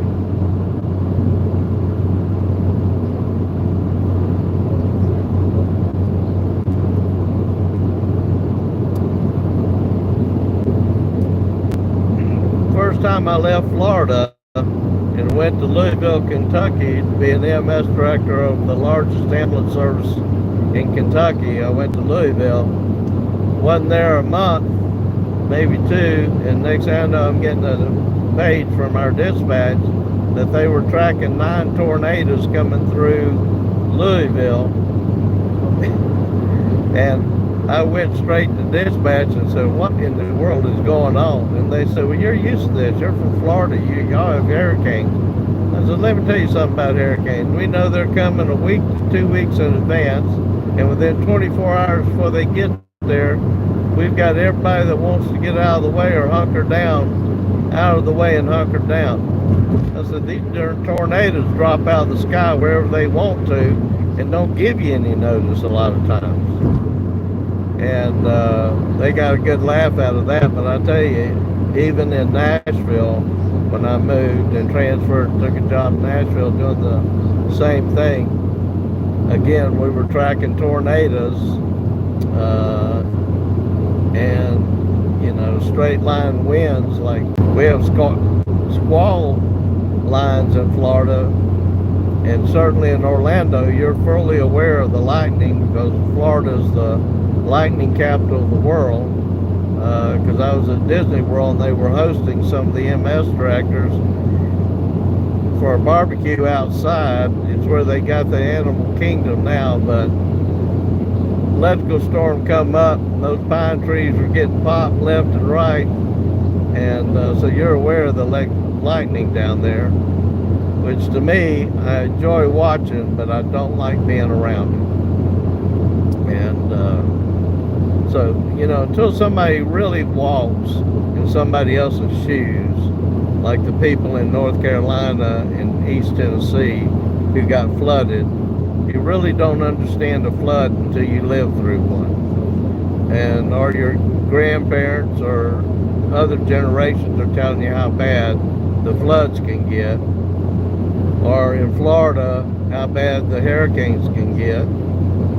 The one in 1926 in Pensacola stalled over Pensacola for 18 hours and literally leveled all the forest within 50 miles of Pensacola. Sunk every ship in the harbor at the time. It's 1926. Might have been 1927. And, you know, unless you live through a hurricane, nobody can really relate to them. Same thing with a tornado. To me, a tornado is worse than any other storm we could be through. If you watch my video from South Dakota 3 or 4 years ago, where I sat in the car through a derecho with 110 mile an hour winds, to where it went from daylight to dark in less than a minute and a half, I'd have never understood. I didn't even know what a derecho was about 6 months before I was put in that situation. So everybody, or wildfires in California, nobody can relate to anything people go through unless they've been through it. If it's bad, it's bad, whether it's a fire, a hurricane, a tornado, especially when there's loss of life. A lot of people don't realize that Mississippi, Alabama, and Tennessee has more deaths from tornadoes every year than Oklahoma, Kansas, Nebraska, Iowa, and Texas combined. We don't have shelters down in those states, Alabama, Mississippi, and Tennessee, unless people's put them in. There's too many trees to be able to see them coming over the trees. It's not flat and open farmland like out west. And to be honest, I don't think people take them serious unless they've actually been through one. The worst thing I wish everybody understood is when you see the radar on TV, if they say this storm is 20 minutes from getting to your location, that radar is already 10 minutes old. So it's not 20 minutes, it's 10 minutes. Or in some cases, you look out the window and it's there. Because radar's got to take time to go from the radar site through the cables to the weather service to be redistributed to all the outlets. Unless you've got a direct link with the satellite to get the radar information. Like today, all of our radars in the car was at least 5 minutes to 20 minutes behind. So everything we were seeing had already happened where it was showing us, and we had to guesstimate how far down the line the storms had moved to get near us. And during the daytime, it's better because we can just look. At that point, we don't even depend on the radar when it gets close. We're just looking for it and trying to position to where we don't get in the middle of it. Or make a stupid turn like I did in Illinois last Friday on the 14th and drove right through an EF1 tornado. And I wasn't sure if we were going to make it or not. So you always got to have an escape route and make sure you take it, not turn the wrong way on the interstate and drive right into it. So I'm going to be posting that video probably tomorrow.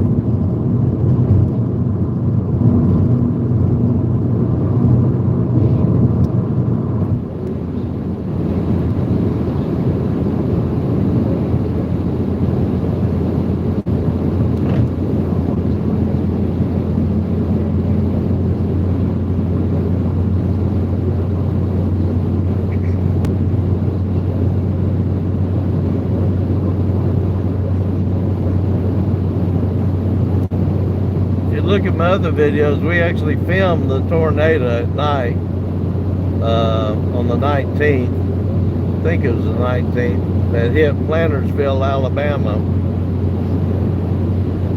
When you watch that video, and it's actually, we've got a long video and then we've got a short 60-second to minute and a half video of that tornado. It's going to look really big on the live stream that we did, but that tornado was actually 20 miles away. So you can imagine how big that tornado was if you'd been under it. And by the time we got to Plantersville and they were search and rescue, the place was a mess. So I understand they filmed a couple tonight, and worst thing is you don't have any lightning. You don't have any lightning, you can't see them at night, and we've had that happen a couple of times.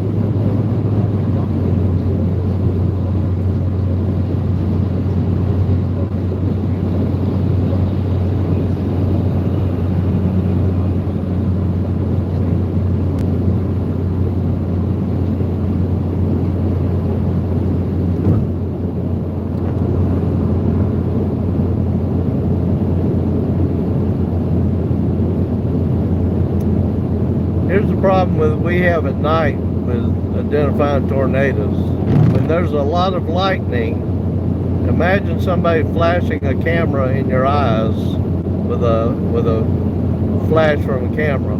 So every time the lightning flashes, and that's when you can actually see a tornado at night, it hits our eyes constrict, blurs our vision for a second, and we can't see the tornado. If you'll look at my Broken Bow, Oklahoma tornado, the night I filmed it, it was literally 400 yards to the east of me, and it was huge. It just killed 8 people to the south, in the town south of where I was sitting at. But it was nighttime, and there was so much lightning, particularly cloud to ground lightning, I didn't know I knew the tornado was there based on my experience, but I really didn't see the actual tornado until I reviewed the video. So that's like tonight. We're pretty sure we saw a funnel cloud when we started this feed, because we'd already shut down our other feed for the day. But we won't know for sure because we caught it in the flashes of lightning, which again blurs our vision. Sometimes we can see it like we did in Alabama on that video, because the lightning backlit the tornado and didn't blind us on the front side because the cloud was so low and so dark, we were able to completely see that tornado. But most of the time you can't.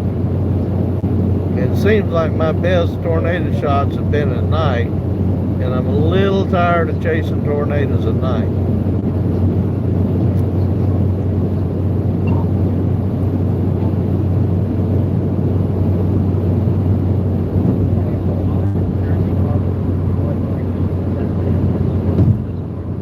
That'll do.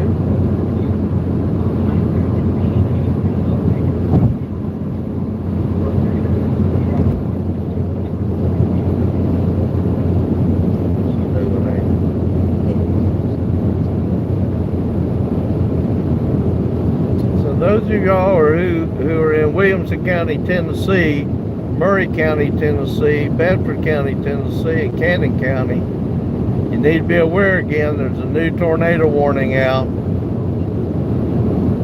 The tornado is apparently just northwest of Columbia. We're going to try to look on our radar to see if we see any rotation.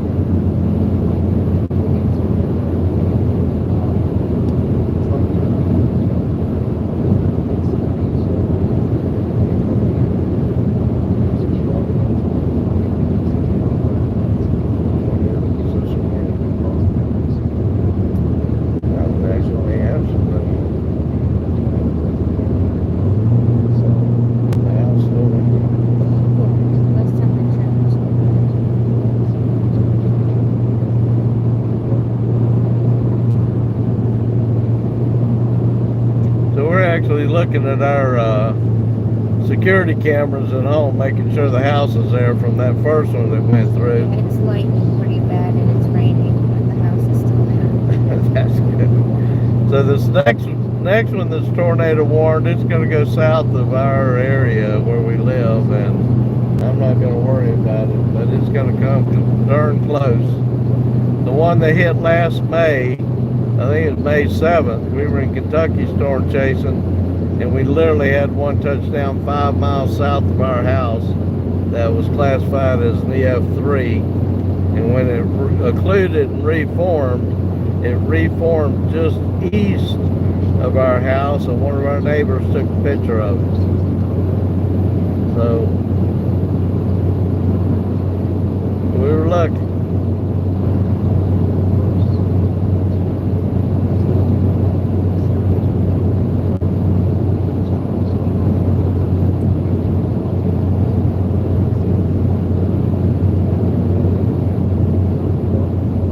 Appreciate that. We will. We try to be as cautious as we can. You'd be surprised at the maintenance we do on the car to be sure the car's in top shape every time we take it out. We have helmets in the car. Like I said before, we have first aid supplies. And we try our best to stay out of getting in the path of them. We just want to document them and see them. We don't necessarily, and then I'll go in and help with search and rescue if the local first responders need help. But Hell shields for the windshields. yeah, we've got shields for our windshields so the hail won't break them out. Pepper the inside of the car with shards of glass. And the car that we use, the manufacturer just happened to put an extra roll bar in it, so it actually has 3 roll bars where a lot of cars only have 2. We don't plan on doing that, but if that was to happen, we've got a little bit extra security.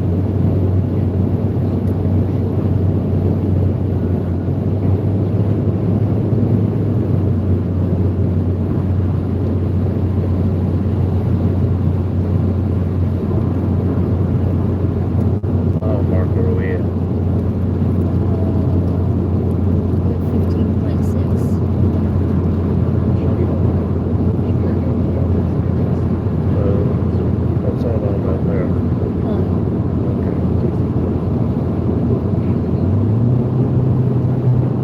That's why we're seeing this lightning. We're right in behind this thing. Should be able to see us there, boy.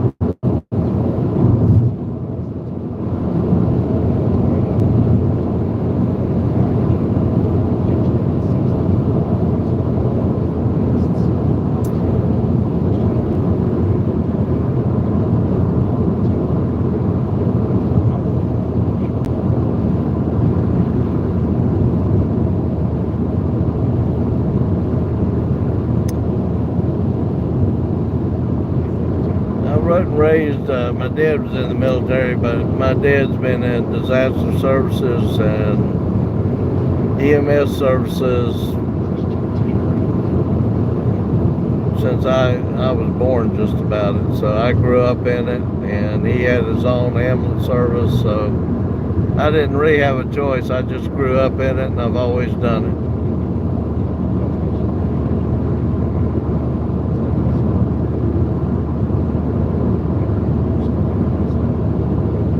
An interesting note about me is I got my EMT certification when I was in 9th grade in high school. And when the state found out that they had issued a certification to somebody under 18, they liked to went ballistic. They tried to even take it away from me. But there was no laws at the time that said you couldn't go to college before 18, and they didn't put any stipulations in the regulations that you couldn't be certified as an EMT before age 18. So they couldn't take my certification away from me, but they immediately changed the law requiring you to be 18 years of age and have completed high school before you can get certified. So I kind of spurred the law but I wasn't the youngest in the country. Pennsylvania never had any regulation on age for a long time after Florida, so they probably had some that was younger than me, but I was the one that made Florida change their regulations, and that's probably not a bad thing. I understand the military part of it. Growing up in Pensacola and working with the military and Navy, as much as I worked with them and how many plane crashes and helicopter crashes I responded to. And we were trained by the military on how to approach a plane crash and military aircraft crash. I certainly understand the wear and tear on you of having to move around a lot.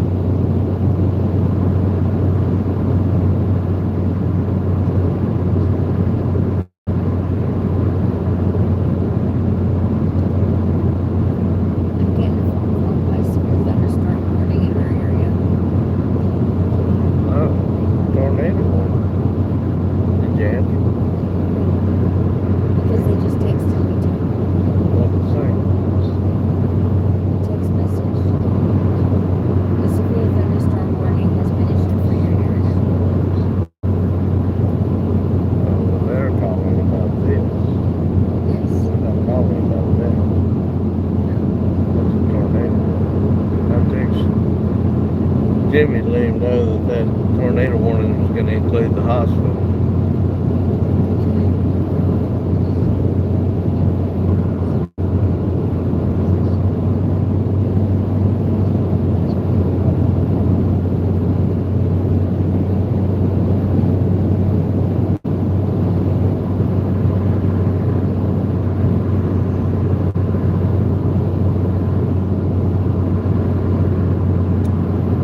Well, we were chasing, then we wasn't chasing, then we got to Memphis, and everything was quiet. And then next thing we knew, we drove into one of the worst storms we drove through all day without knowing it was going to be there. And we went live again. And now we're trying to get back to our home area south of Nashville because they've got tornado warnings in the area of our house. So far it's still there. We're watching our security cameras to make sure there's still a lot of lightning and a lot of rain, but it's still there. And this next tornado warning is going to miss us. So we're just going to leave the live stream up for a little while longer. And the lightning you see in front of us, we're getting pretty close, is actually the back side of this next storm that they've got a tornado warning on.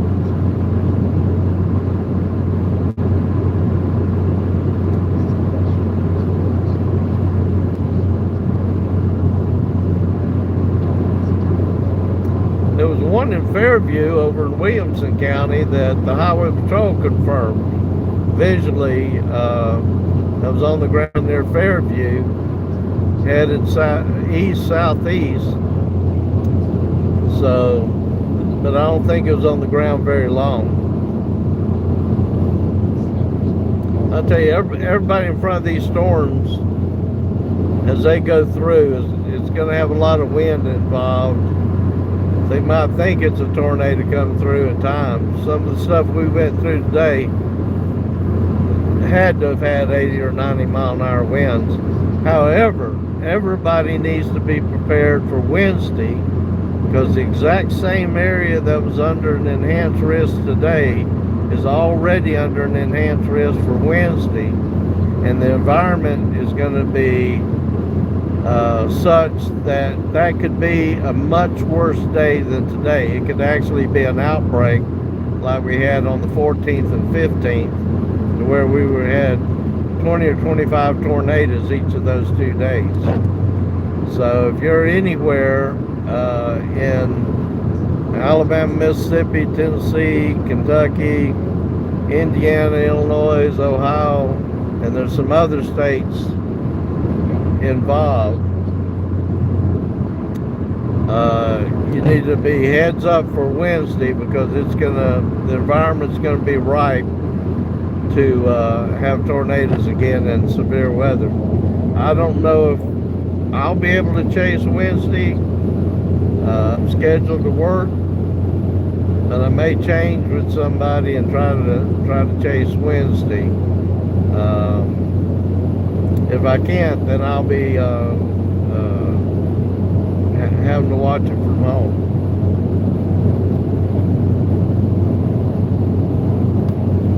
Which sometimes ain't a bad thing.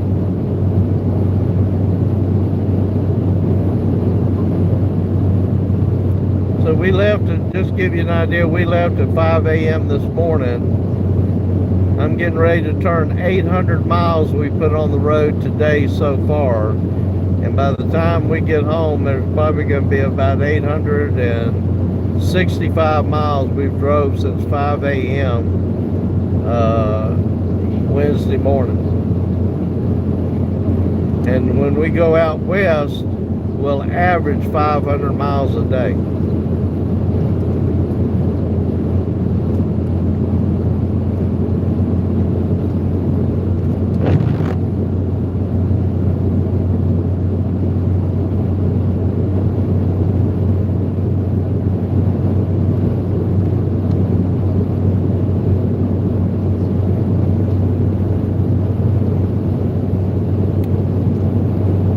They should have made today a moderate day.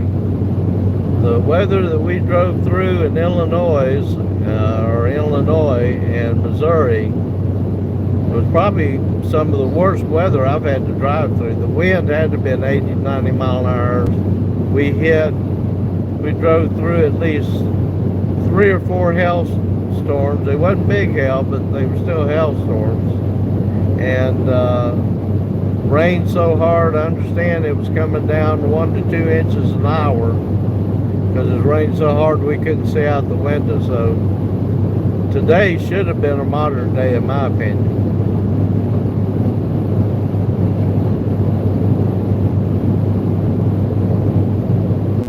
Well, we thought last year was a crazy year because we had so many tornadoes before the end of April. And you need to go look at that April 30th when we filmed up south of Greenfield, Iowa. It was over a mile wide. I couldn't even believe what we were filming at the time.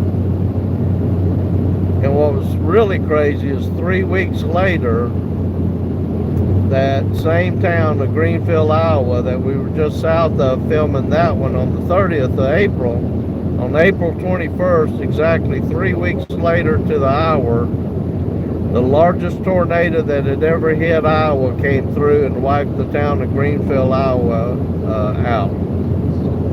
I forget how many deaths and injuries they had, and we were about 5 miles from the town when that tornado come through.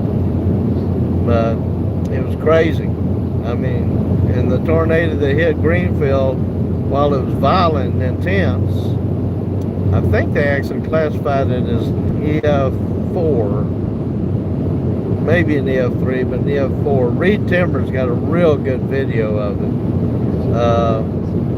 We got caught up in a sister tornado 5 miles to the southeast and wasn't able to make it up to that storm to come through. But if you look at the one we videotaped just 3 weeks earlier, that was over a mile wide, and that was one of the worst storms. I think probably the worst storm I ever videotaped. But it never hit anything. So since it never hit anything and it was just out over open fields, it didn't even get counted. So they say there's about 1,400 tornadoes a year. This year there'll probably be about 1,400. Last year there was like 1,700 and some tornadoes. But in reality, all the tornadoes that never hit a building or couldn't be assessed because they never really hit anything out in the Midwest, Oklahoma, they don't get counted at all. We could actually have had twice as many tornadoes. The other ones don't get counted. Even if we as chasers film it and film it on the ground, it still does not get counted as part of the count, which I think is crazy.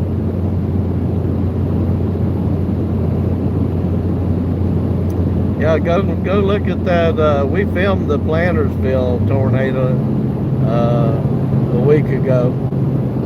We got stopped because the tornado went through Greensboro and blocked the Highway 14 over to Marion.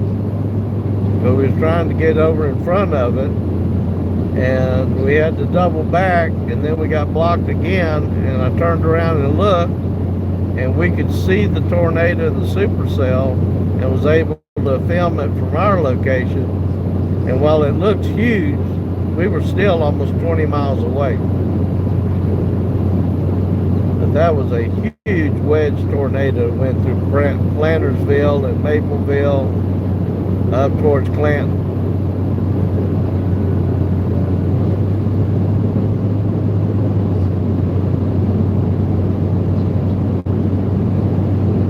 The lightning you see in front of us, once it comes up again, is actually the tornado warning storm that's going through Middle Tennessee right now. Williamson, Murray, Rutherford, and Bedford County are under tornado watch, or tornado warning, I'm sorry. But this should be the last of it for up here for Middle Tennessee.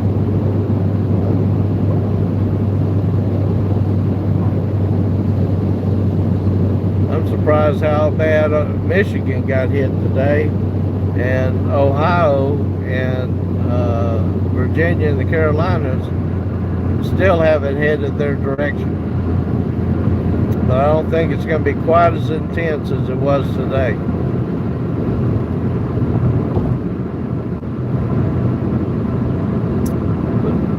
But for sure, everybody be watching for Wednesday.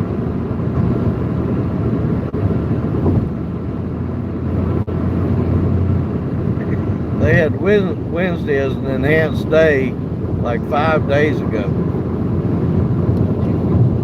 Same thing for today. They had this day as an enhanced day for almost 5-6 days in advance. We don't see that as storm chasers. We're hoping to get 3 days advance notice, or even 2 days advance notice.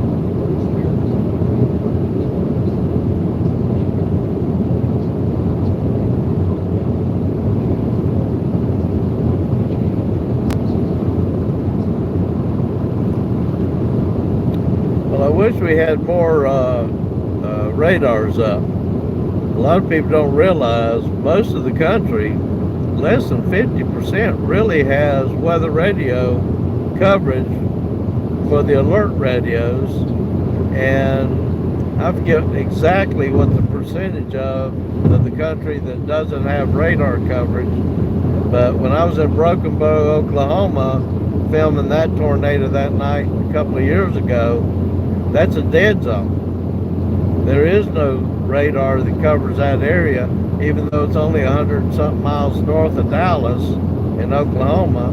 It's just in a dead zone.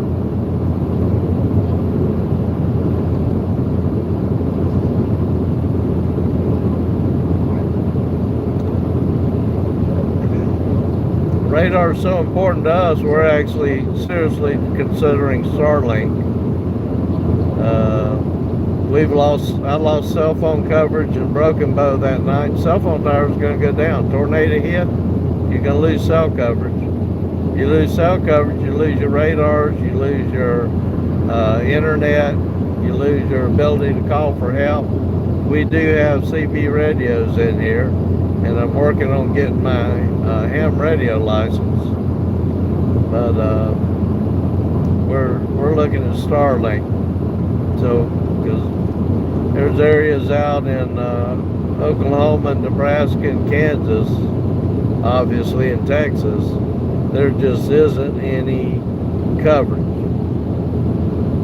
No cell coverage, no radar coverage, nothing. I assume somebody lives out there, but I haven't seen a lot of people.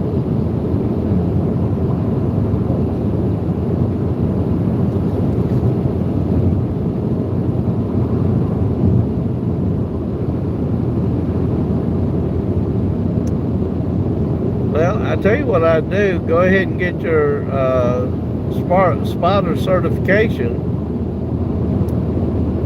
You know, they have it on the internet now, and practice looking at the radar and how you would plan a trip. And that truly will help build your confidence to go out and storm chase if you wanted to. Because if you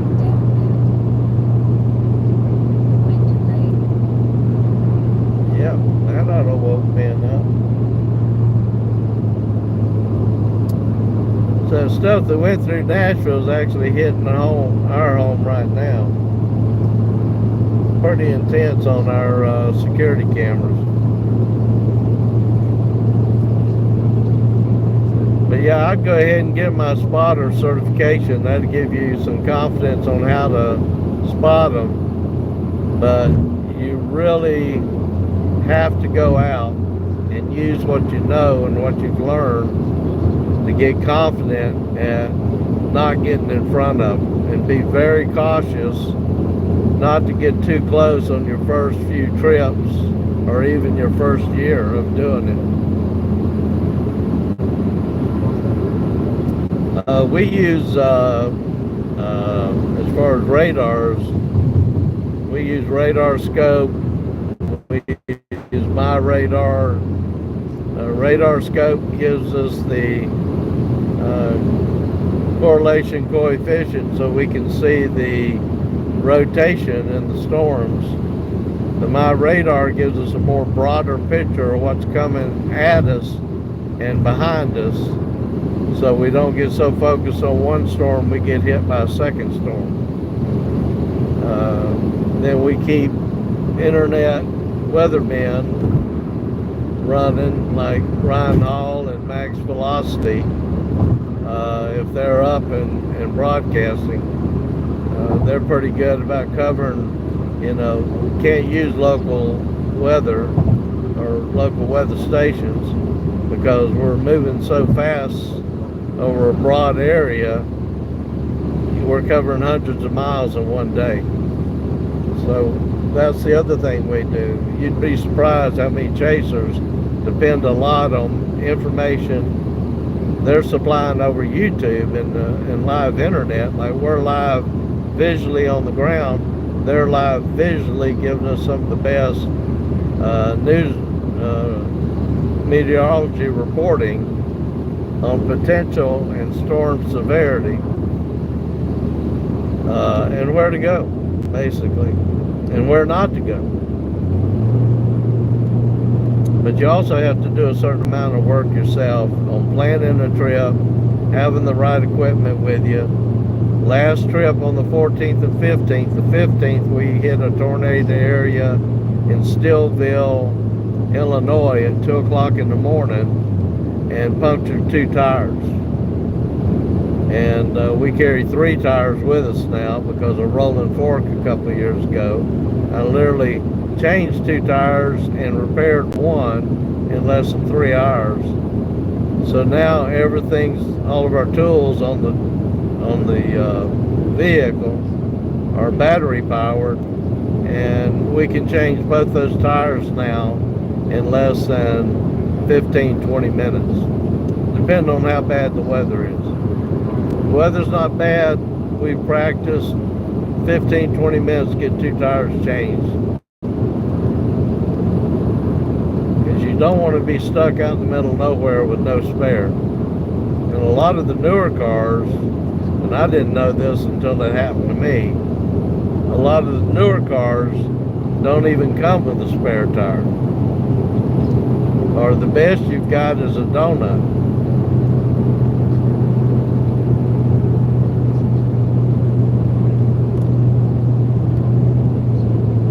But you can watch some YouTube videos. They'll tell you what your basic needs for doing a storm trip. And you don't need a lot of fancy cameras to start with.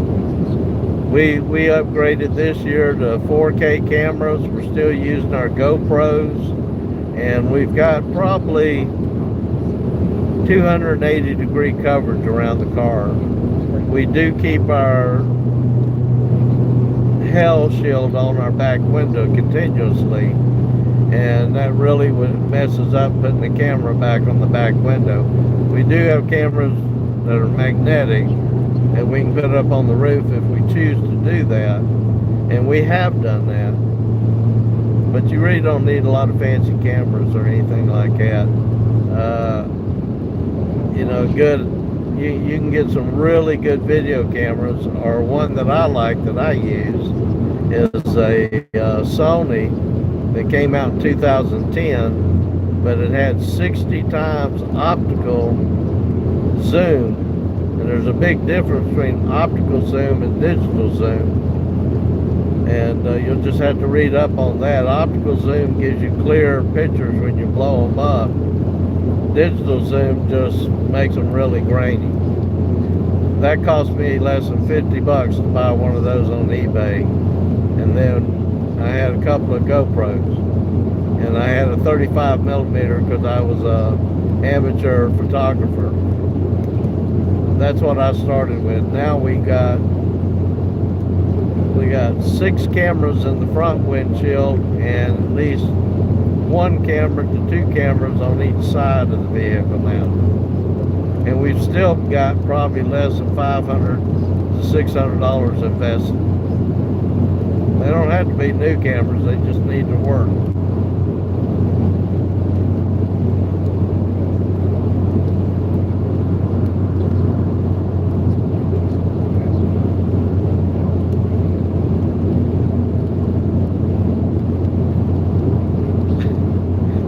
I agree with you there. I can't buy an electric car. I'm too afraid of getting caught in traffic and running out of power.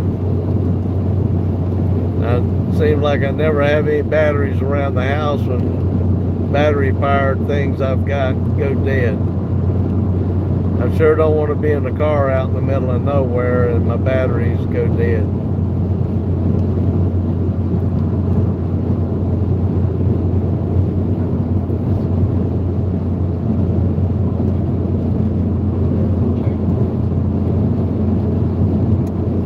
You know, without telling you too much about the area we live in, and I didn't know who he was, you probably know who he was, but Whistle Diesel lives just down the road from me.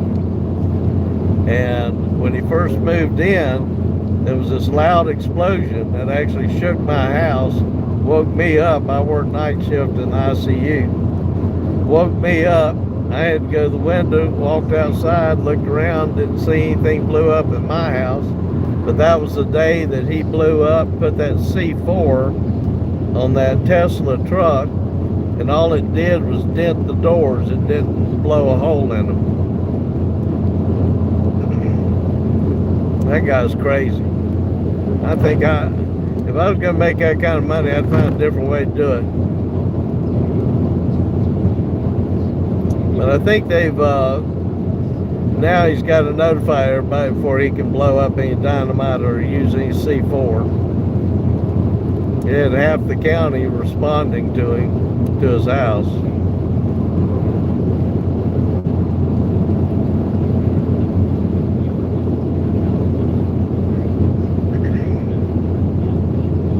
But yeah, he drives I believe he drives a Cybertruck. I may be wrong.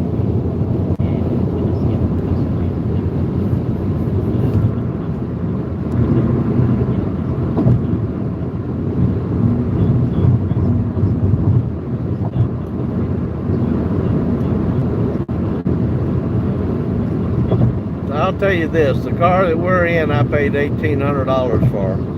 Totally rebuilt, but everything new underneath the car for suspension, and upgraded the tires, got bigger tires and all for it, because it's a Ford Focus, little, small, compact car, but we needed something good on gas, safe, very reliable. The engines in these Ford Focuses are very reliable. They can go 400,000 miles if you take care of them. And I've got less than $4,000 in the actual car with all the rebuild that I did to it. So you don't need a fancy truck. I think a truck would get me killed because I'd want to drive it off road, and you don't want to go off road storm chasing.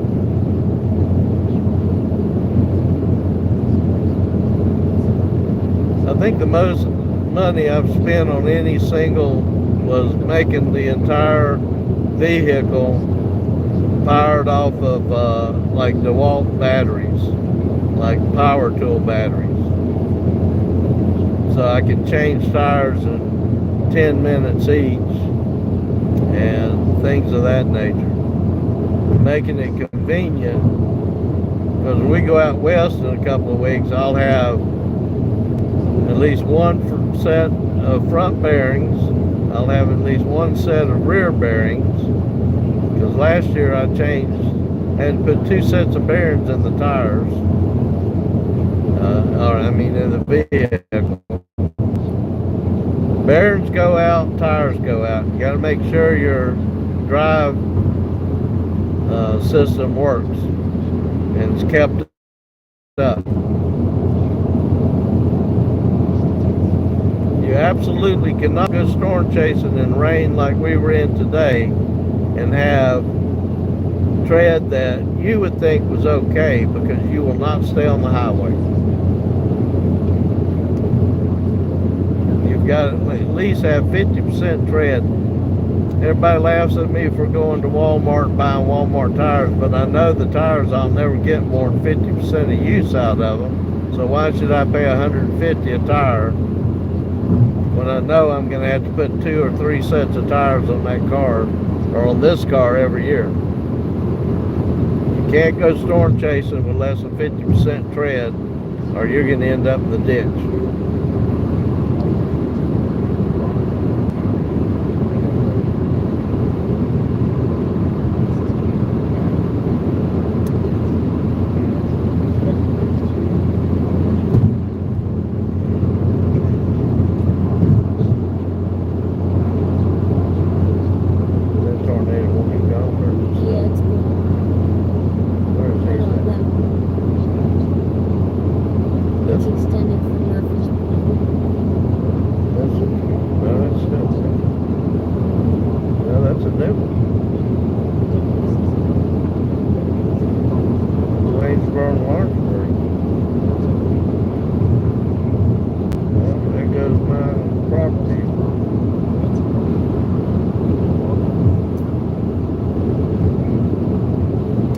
My river property down in Olenwall is going to get flooded again tonight, based on what I see on the radar.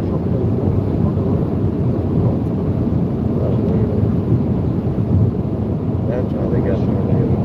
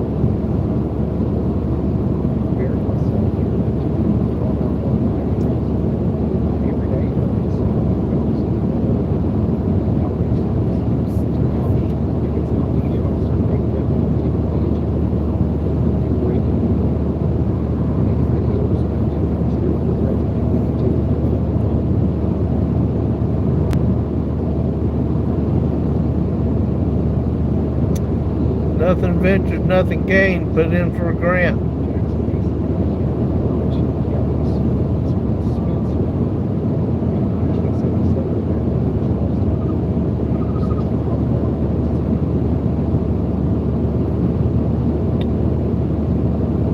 You get the grant, and then you find the university that wants to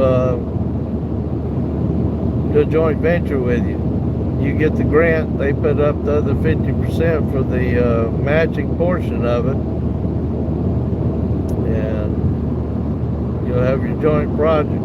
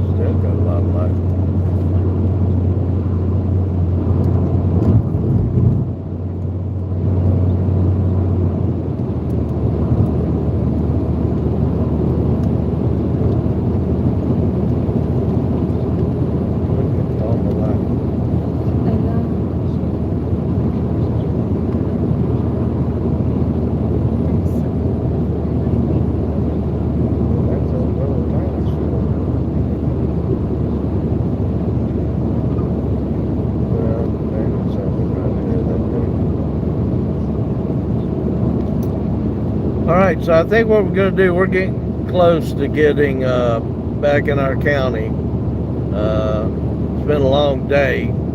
4 more hours. We've been up 20 hours so far chasing.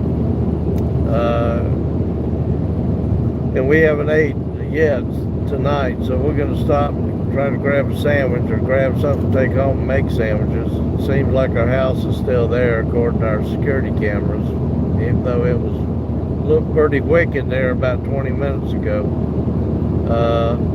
I want everybody, I appreciate you watching. Please subscribe. We try to have fun, we try to be informative, and we try to take you to where the action is.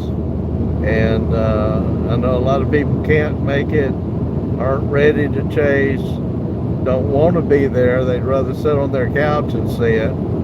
That's fine. We don't mind taking you there. But subscribe so we are getting ready to spend 7 weeks on the road doing nothing but storm chasing from a little bit before the middle of May all the way through middle of April all the way through the end of May. and we will be out a couple of times before then. So look at our other videos. You'll get a taste of what we did last year when we were out chasing. And I think we're going to sign off now, and we'll see y'all next trip. Please be prepared for Wednesday if you're in any of those warned areas, and they should be, you should be able to see them on either the internet or your local weather. But if you're in one of those areas and you can see any of what we went through today, and they're predicting it to be worse than it was today, take note, take care, and be prepared. We'll see you next time.